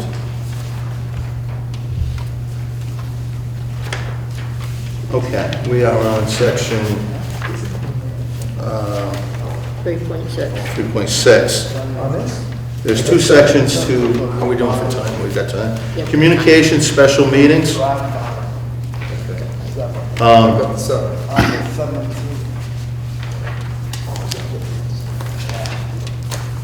We good? We're good, we're good. Okay, thank you. I was just trying to recreate the timeline about how I missed your email, or the email with this particular section, that's all. Okay, section 3.3-6, communications, special meetings. Communications to the city council. The mayor shall, by written communications, recommend to the city council for its consideration measures as, in the judgment of the mayor, the needs of the city require. The mayor shall, by written communication, keep the city council fully informed of the financial and administrative condition of the city, and shall specifically indicate in any such reports any fiscal, financial, or administrative issues facing the city. That's section 3-6A, read in its entirety. Motion to accept 3.6A. Motion's made by Commissioner Venice to accept the language. Second.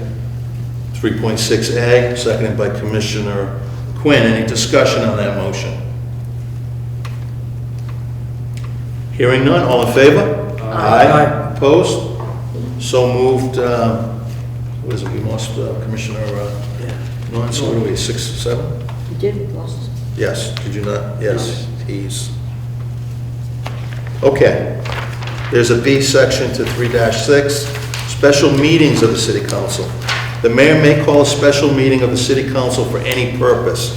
Notice of the meeting shall, except in an emergency declared by the mayor, be delivered at least 48 weekday hours in advance of the time set, and shall specify the date, time, and location of the meeting and the purpose for which the meeting is to be held.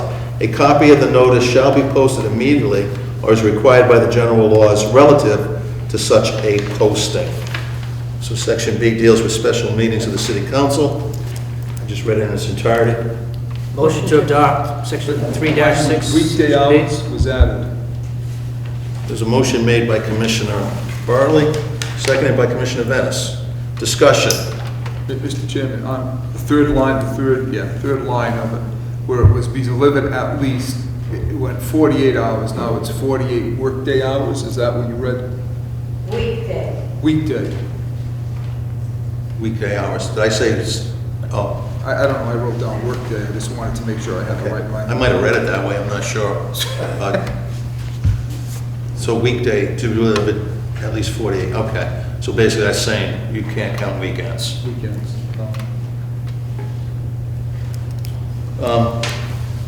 There was a motion, right? Any discussion on, any other discussion?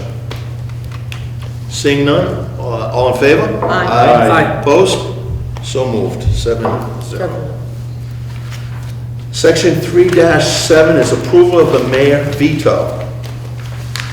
Every order, ordinance, or vote adopted or passed by the city council relative to the affairs of the city, except resolutions, the selection of city officers by the city council, and any matters relating to the internal affairs of the city council shall be presented to the mayor for approval within 3 business days of such adoption or passage. If the mayor approves of the measure, the mayor shall sign it.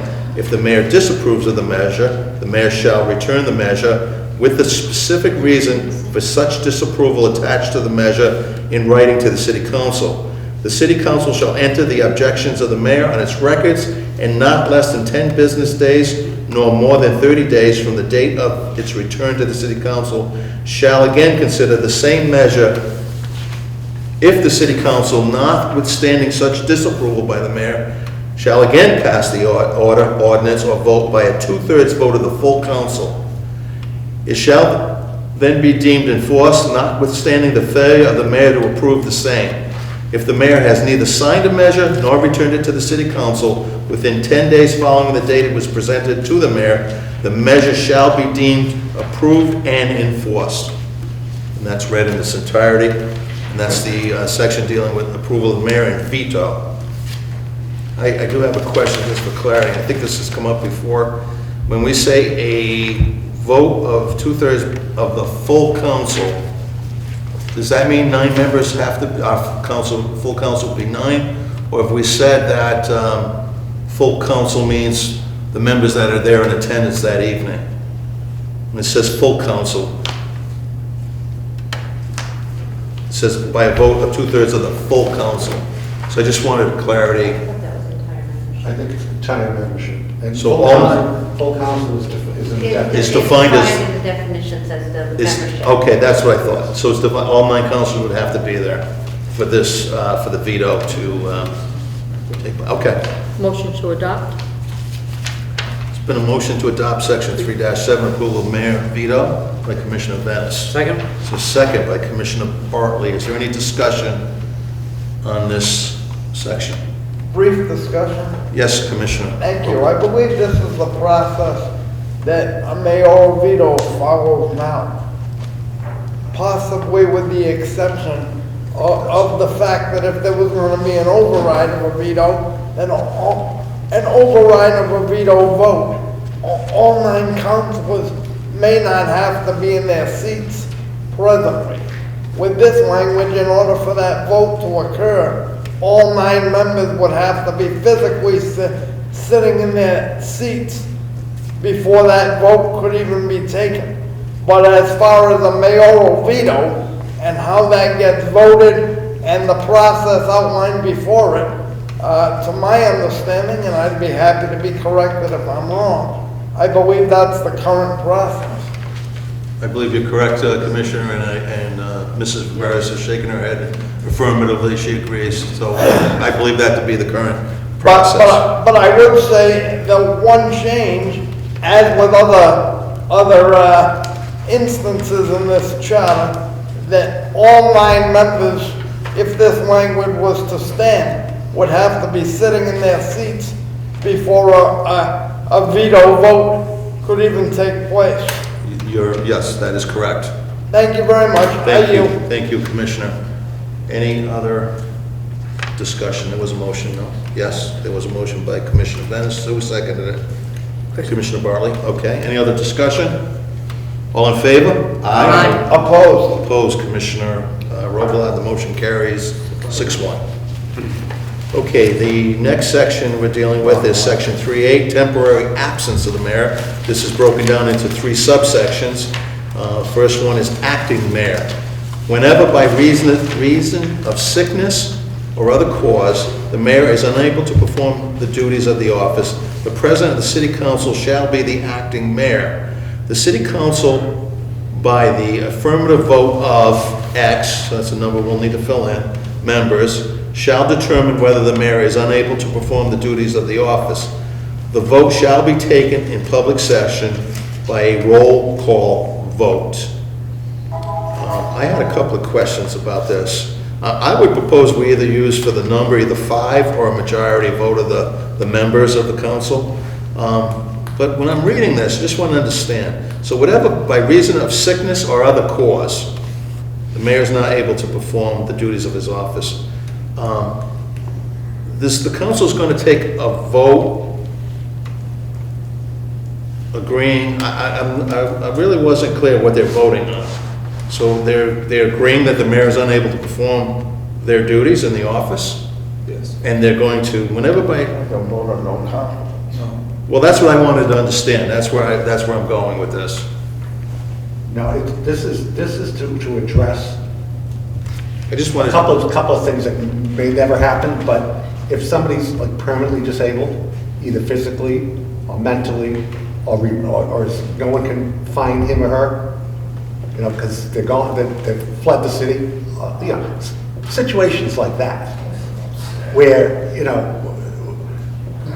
where there has to be some process by which the city determines that the mayor is unable to perform the duties.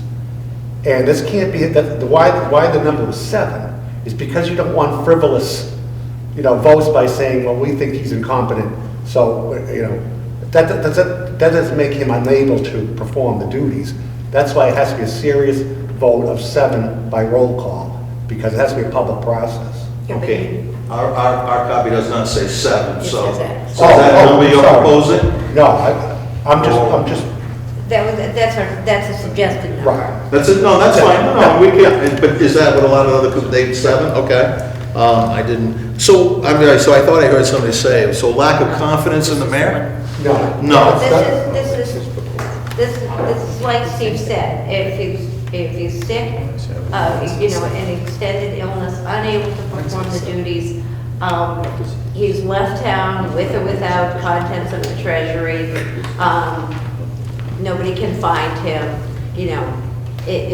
these are extraordinary circumstances. Okay. Okay.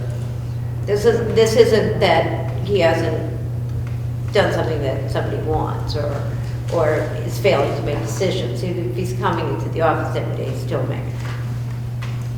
Commissioner Robles. Thank you very much. There's a process in place. Through the mayor we've found, if there's an illness, we have a succession of power that is already in place for every single circumstance.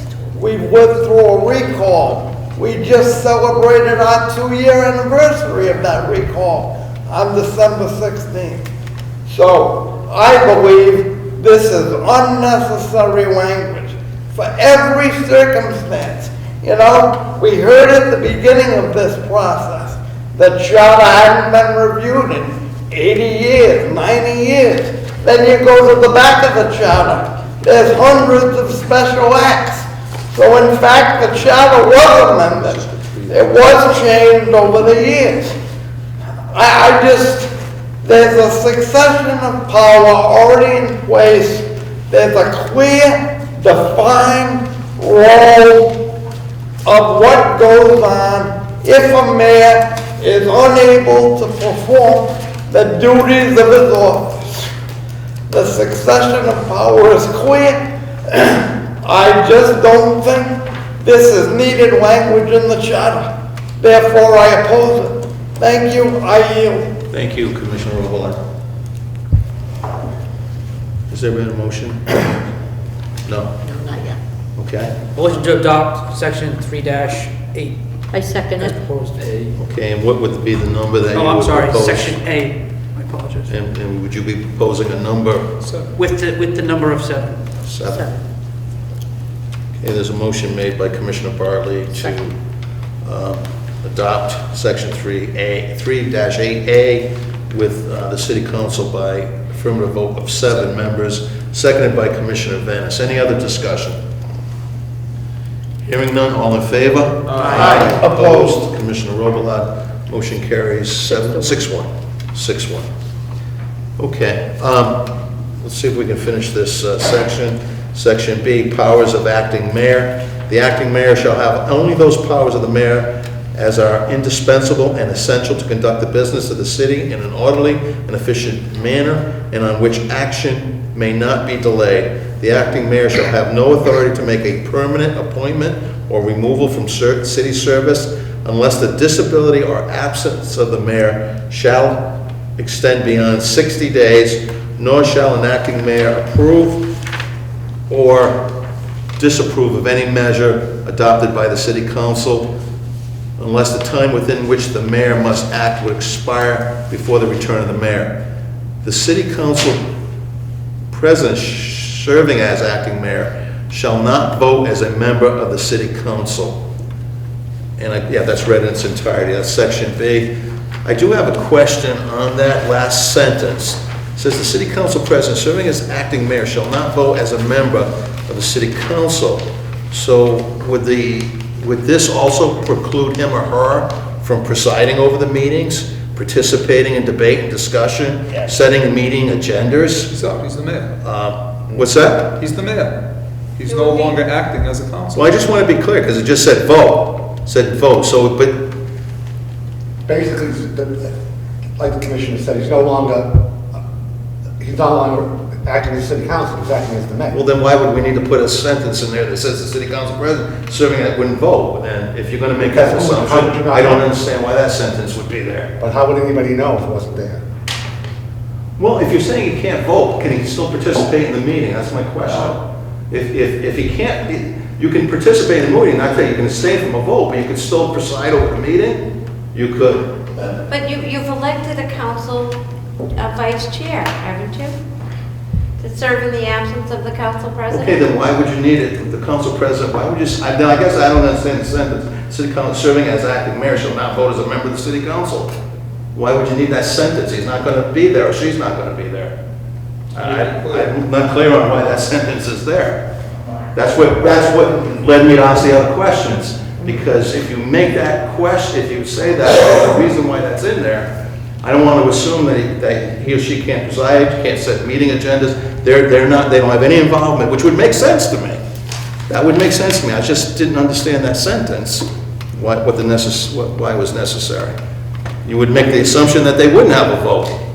Well, you can always say the city council president serves as acting mayor shall no longer be a member of the city, or no longer act as a member of the city council. We should strike all that. I guess that would be almost assumed by the other half, but, okay, that's why I wanted to be clear. When it said vote, I thought that was being called out specifically.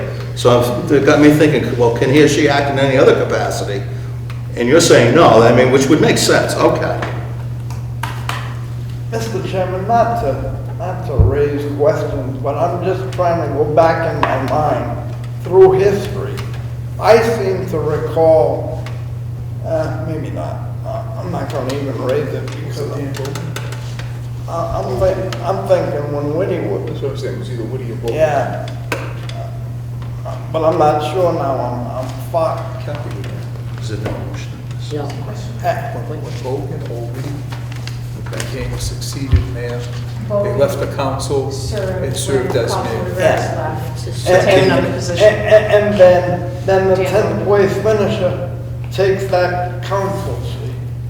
I don't know whether anybody filled it, but I just know that when one of them became mayor, there was no further city council involved. Correct. Yeah, they went temporary, they No. became permanent, so then you can't move someone up if there's. Yeah. Well, if the city council president becomes mayor with more than 6 months in a term, you've got to have a special election. Same with mayor. Yeah, There's more time remaining if there was special. election. yeah. If it's less than 6, you don't. He's going to make a motion to preside over that like that. But this, If to you're be not clear, that this is a temporary act of the mayor, not a vacancy of the office. No, it's strictly temporary, the absence of the mayor, the 60 days. I think his motion is to say strike. Well, And during that 60-day period, the city council president is acting mayor and no longer participates in city council business. I seem to recall a time Preside. there was, maybe I don't know. I liked this language until we got to this piece. Then it got, when you just had the powers and how it would go for the acting mayor, I was fine with that up to this. Now I don't like this. This is I think unneeded. Thank you very much. I yield. Thank you, Commissioner. Commissioner Bartley? Thank you, Mr. Chairman. I'd like to make a motion that we strike language in this particular last sentence, the actual language that states, vote as a member of, and replace that with preside over. So that the statement shall read, the city council president serving as the acting mayor shall not preside over the city council.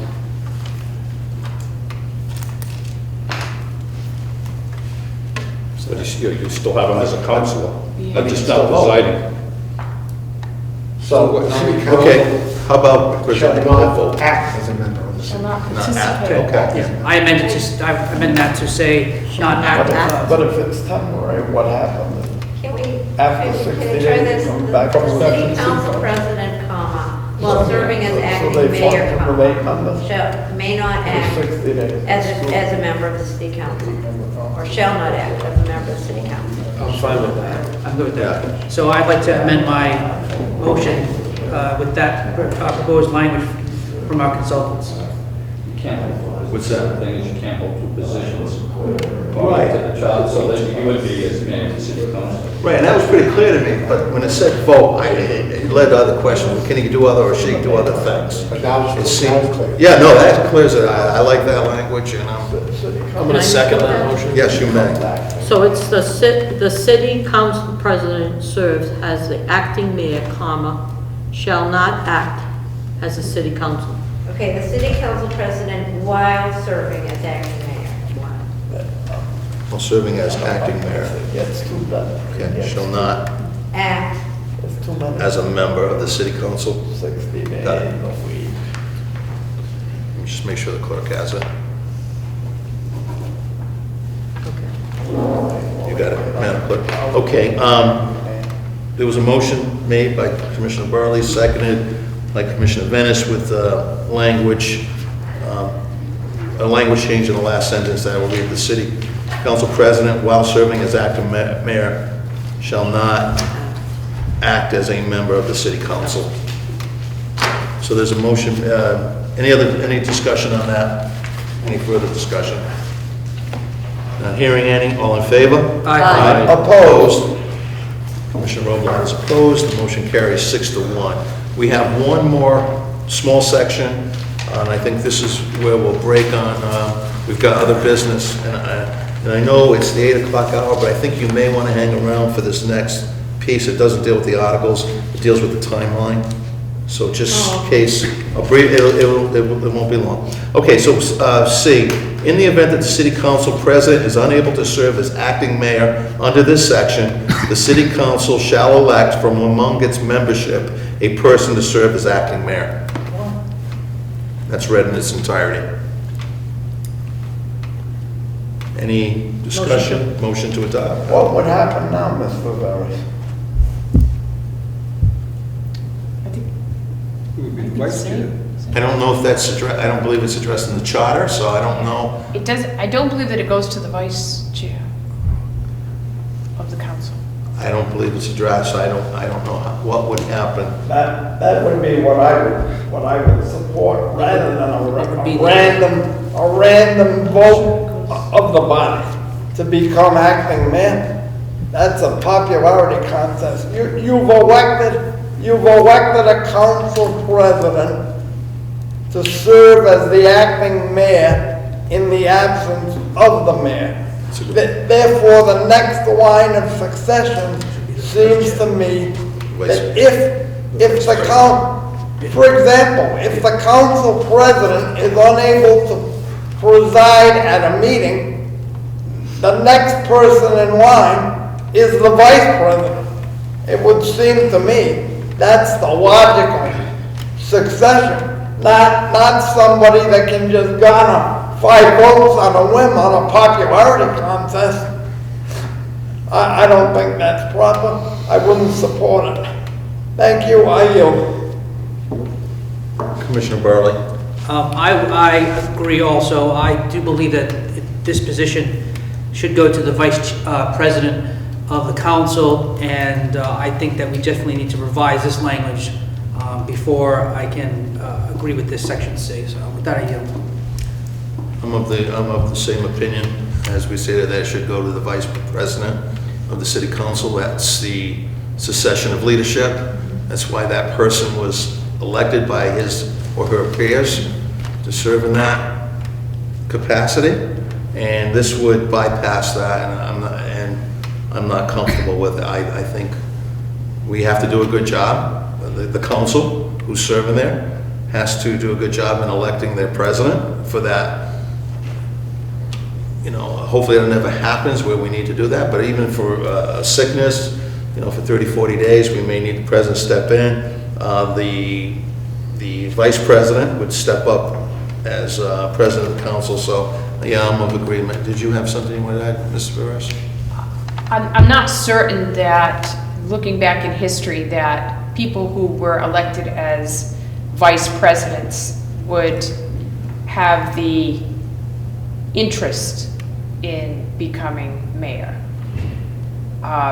Knowing how votes are taken and how people come to arrive at these positions. So I would just suggest that if that's the method that you choose, that you may want to incorporate If, a scenario, if the vice chair declines, then perhaps there's a vote of the members to select an I think there's individual. language in here that says that somewhere on a, I don't know if we've already covered that. Okay. That says if somebody doesn't want a position, I think it's in here. Well, that's what you just read, which was if the city council president Then doesn't they want will the serve. position, you would vote for another council. Okay, all right, it's right there, all right. So I'm of the mind, I still think that, and you make a good point, Mrs. Barris, that there may, some people may not desire, but, Right, so think of the model. If you have president, vice president, president succeeds to mayor. Mayor, he doesn't, now, he's supposed to take it, he or she is supposed to be the acting mayor, doesn't want the position for whatever reason or can't do it, then the vice president would then succeed to that position of leadership. And if they don't want it, then I guess you're down to what we're really saying is within the body of the city council, choose someone to run the leadership, to be the next successor, versus Correct. some random person being appointed or brought in from the outside. So it's within the corpus of the elected officials that are running the city council, the legislative body, to get a new chief executive.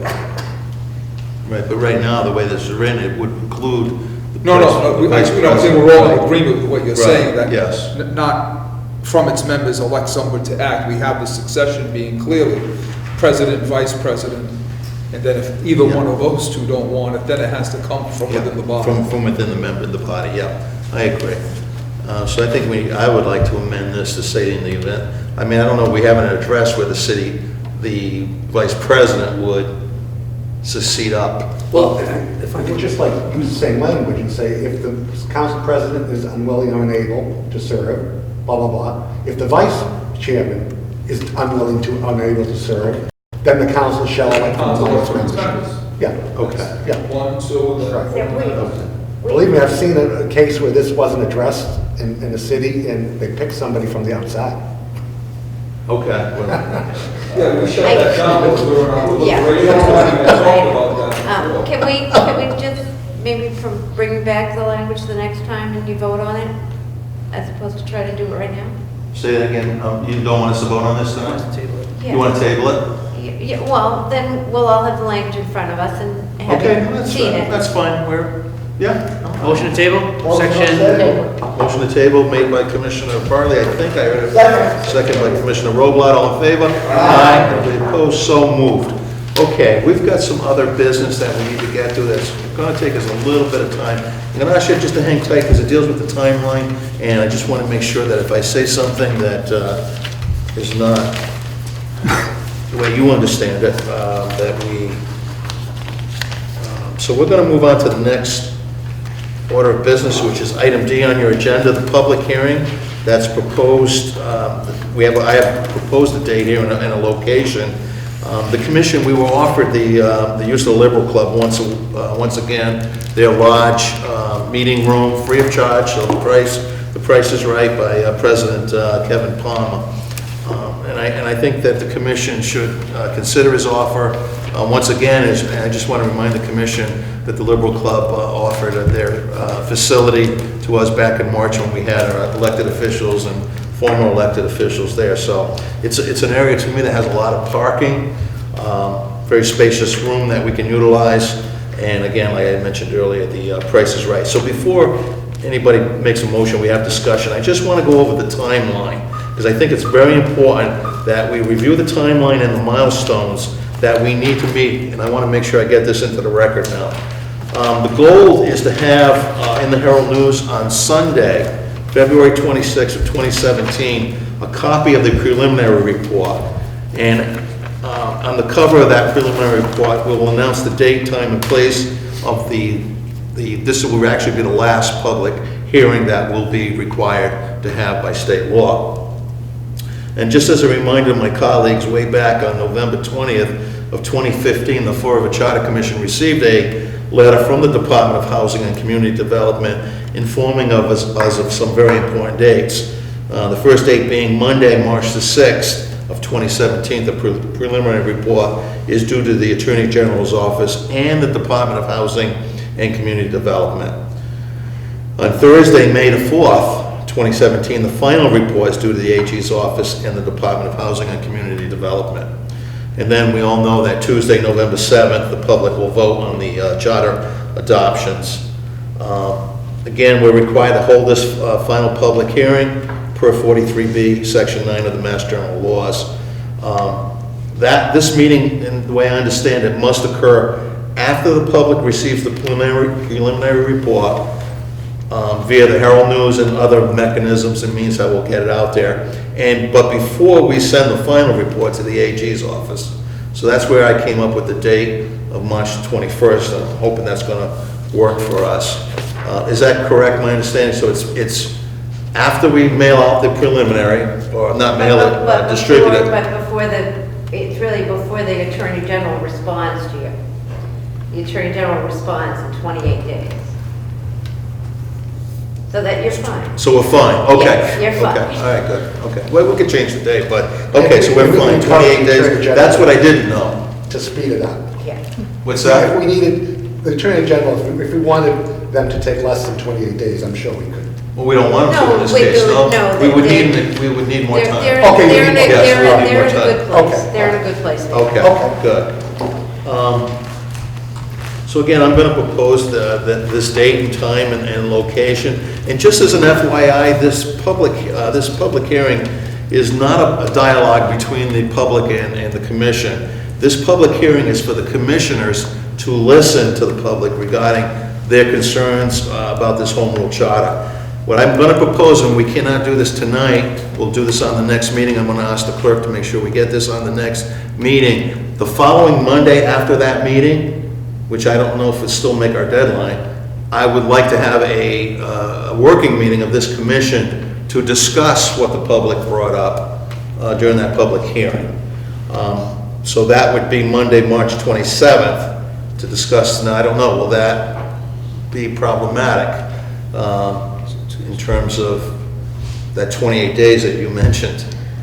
If it was it was due on March the 6th, there's 31 days in March, so you'll be getting a reply on April 3rd. So we're okay then? Yeah, but you'll still be meeting, because you may have to respond to any concerns the Attorney General has raised.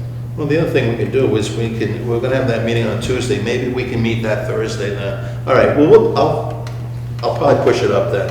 Okay, so just for the next meeting, Madam Clerk, if we can, we'll look at a date to have a working meeting of this commission to discuss the public input that we received from the public hearing.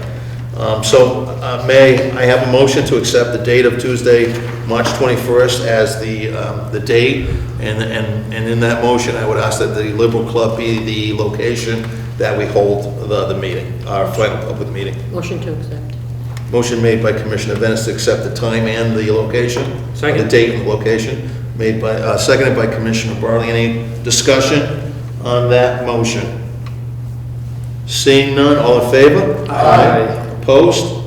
So moved. Okay. Now, that I just wanted to make sure, thank you, and I'm so glad that you did stay behind, because we could have got ourselves in trouble. So we'll talk to you. We wish you happy holidays. And to you, and everyone. Have a safe trip back to Boston. We have another order of business here, D, open meeting law clarification. At this time, I'm going to turn it over to our clerk, who's going to provide us some information about the open meeting law and give us some clarity, I believe, on some information that you provided us at the last commission meeting. Madam Clerk. At the last meeting, I explained about the open meeting law, and and also about our violations that we were received from Mr. Higgins. The clarification is that I had said all 9 commissioners have to, when we vote to send send it to the law department that all 9. That is wrong. It's a quorum, we need a quorum. So when we get a complaint, we can't just say, oh, we're gonna send it to our law department. We have to vote in it. We have to vote in an open body, a discussion about it, and it has to be a quorum. Does everybody understand? Yes. Yep. Thank you, Madam Clerk, really appreciate that clarification. Okay, the next item is communications. There are 8 communications in total. Let me just briefly go over them. We received an email on 11/24 from Mr. Patrick Higgins regarding a formal open meeting law complaint against the Fall River Charter Commission about the meeting minutes from 10/17 meeting. B, our second communication email from Commissioner Venice to Mr. Patrick Higgins on 11/25/16, sending him a copy of the set 10/17 meeting minutes in draft form and a copy that was approved by this commission. 3, or C, an email from Mr. Patrick Higgins on 11/25/16 to Commissioner Venice. It was a public body checklist for minutes. It was a PDF. Right. I'll clarify it. Yeah, would you please? Thank you. I don't think I saw that. Okay, Mr. Higgins, when he filed the complaint, the open meeting law complaint, he was saying that he didn't get October 17th, because I had said, we didn't approve it yet, but I was told from the Attorney General's, the open meeting law, is that you can give him a draft. So I sent him the draft, and I sent him the approved of 10/17 minutes. Well, Mr. Higgins sent me something back saying that, giving me a checklist, a PDF checklist of minutes after he had seen it. And going forward from November the 16th on, when I took that webinar on open meeting law, everything will be correct from that time on. Thank you, Madam Clerk. Communication D, an email from Mr. C.J. Ferry on 12/11/16 that notified the commission a letter was sent to Attorney Macy about his request for review of public records dated May 15, 2016.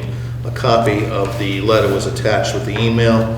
Communication E is an email from Chairman Mioza sent on 12/5/16 to all commissioners with the revised Article 3 Executive Branch and draft Article 7 elections for the Monday, December 19, 2016 meeting. Communication F, an email from Chairman Mioza on 12/12/16 to the Commission Clerk with agenda items for our 12/19/16 meeting. Communication G, a letter received on 12/5/16 from the Attorney General's Office dated December 2nd, 2016 to the Commission in regards to an open meeting law complaint from Mr. Patrick Higgins.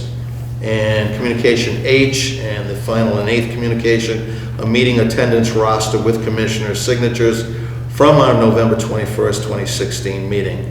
I would now entertain a motion to accept and place on file all 8 communications. Motion to accept all communications and place on file. Motion made by Commissioner Robillard to accept and place on file all 8 communications. Do I have a second? Second. Second made by Commissioner Bartley.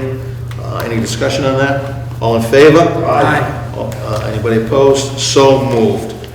Our last piece of business is, I guess we're ready to adjourn here, but before anybody makes that motion, I just want to remind my colleagues and the public, our next scheduled meeting is Monday, January 19th, 6 p.m. here at the Cuss Middle School. And if my memory serves, we'll have a meeting the following week here at the Cuss Middle School. I want to thank everyone for their participation this evening. Again, on behalf of my colleagues, we wish everyone a safe and happy holiday season. We also wish everyone a happy and prosperous 2017. I will now entertain a motion to adjourn the meeting. Motion to adjourn? Motion made by Commissioner Bartley, seconded by Commissioner Robillard. All in favor? Aye. Anybody opposed? So moved. The Fall River Charter Commission is now adjourned. Thank you.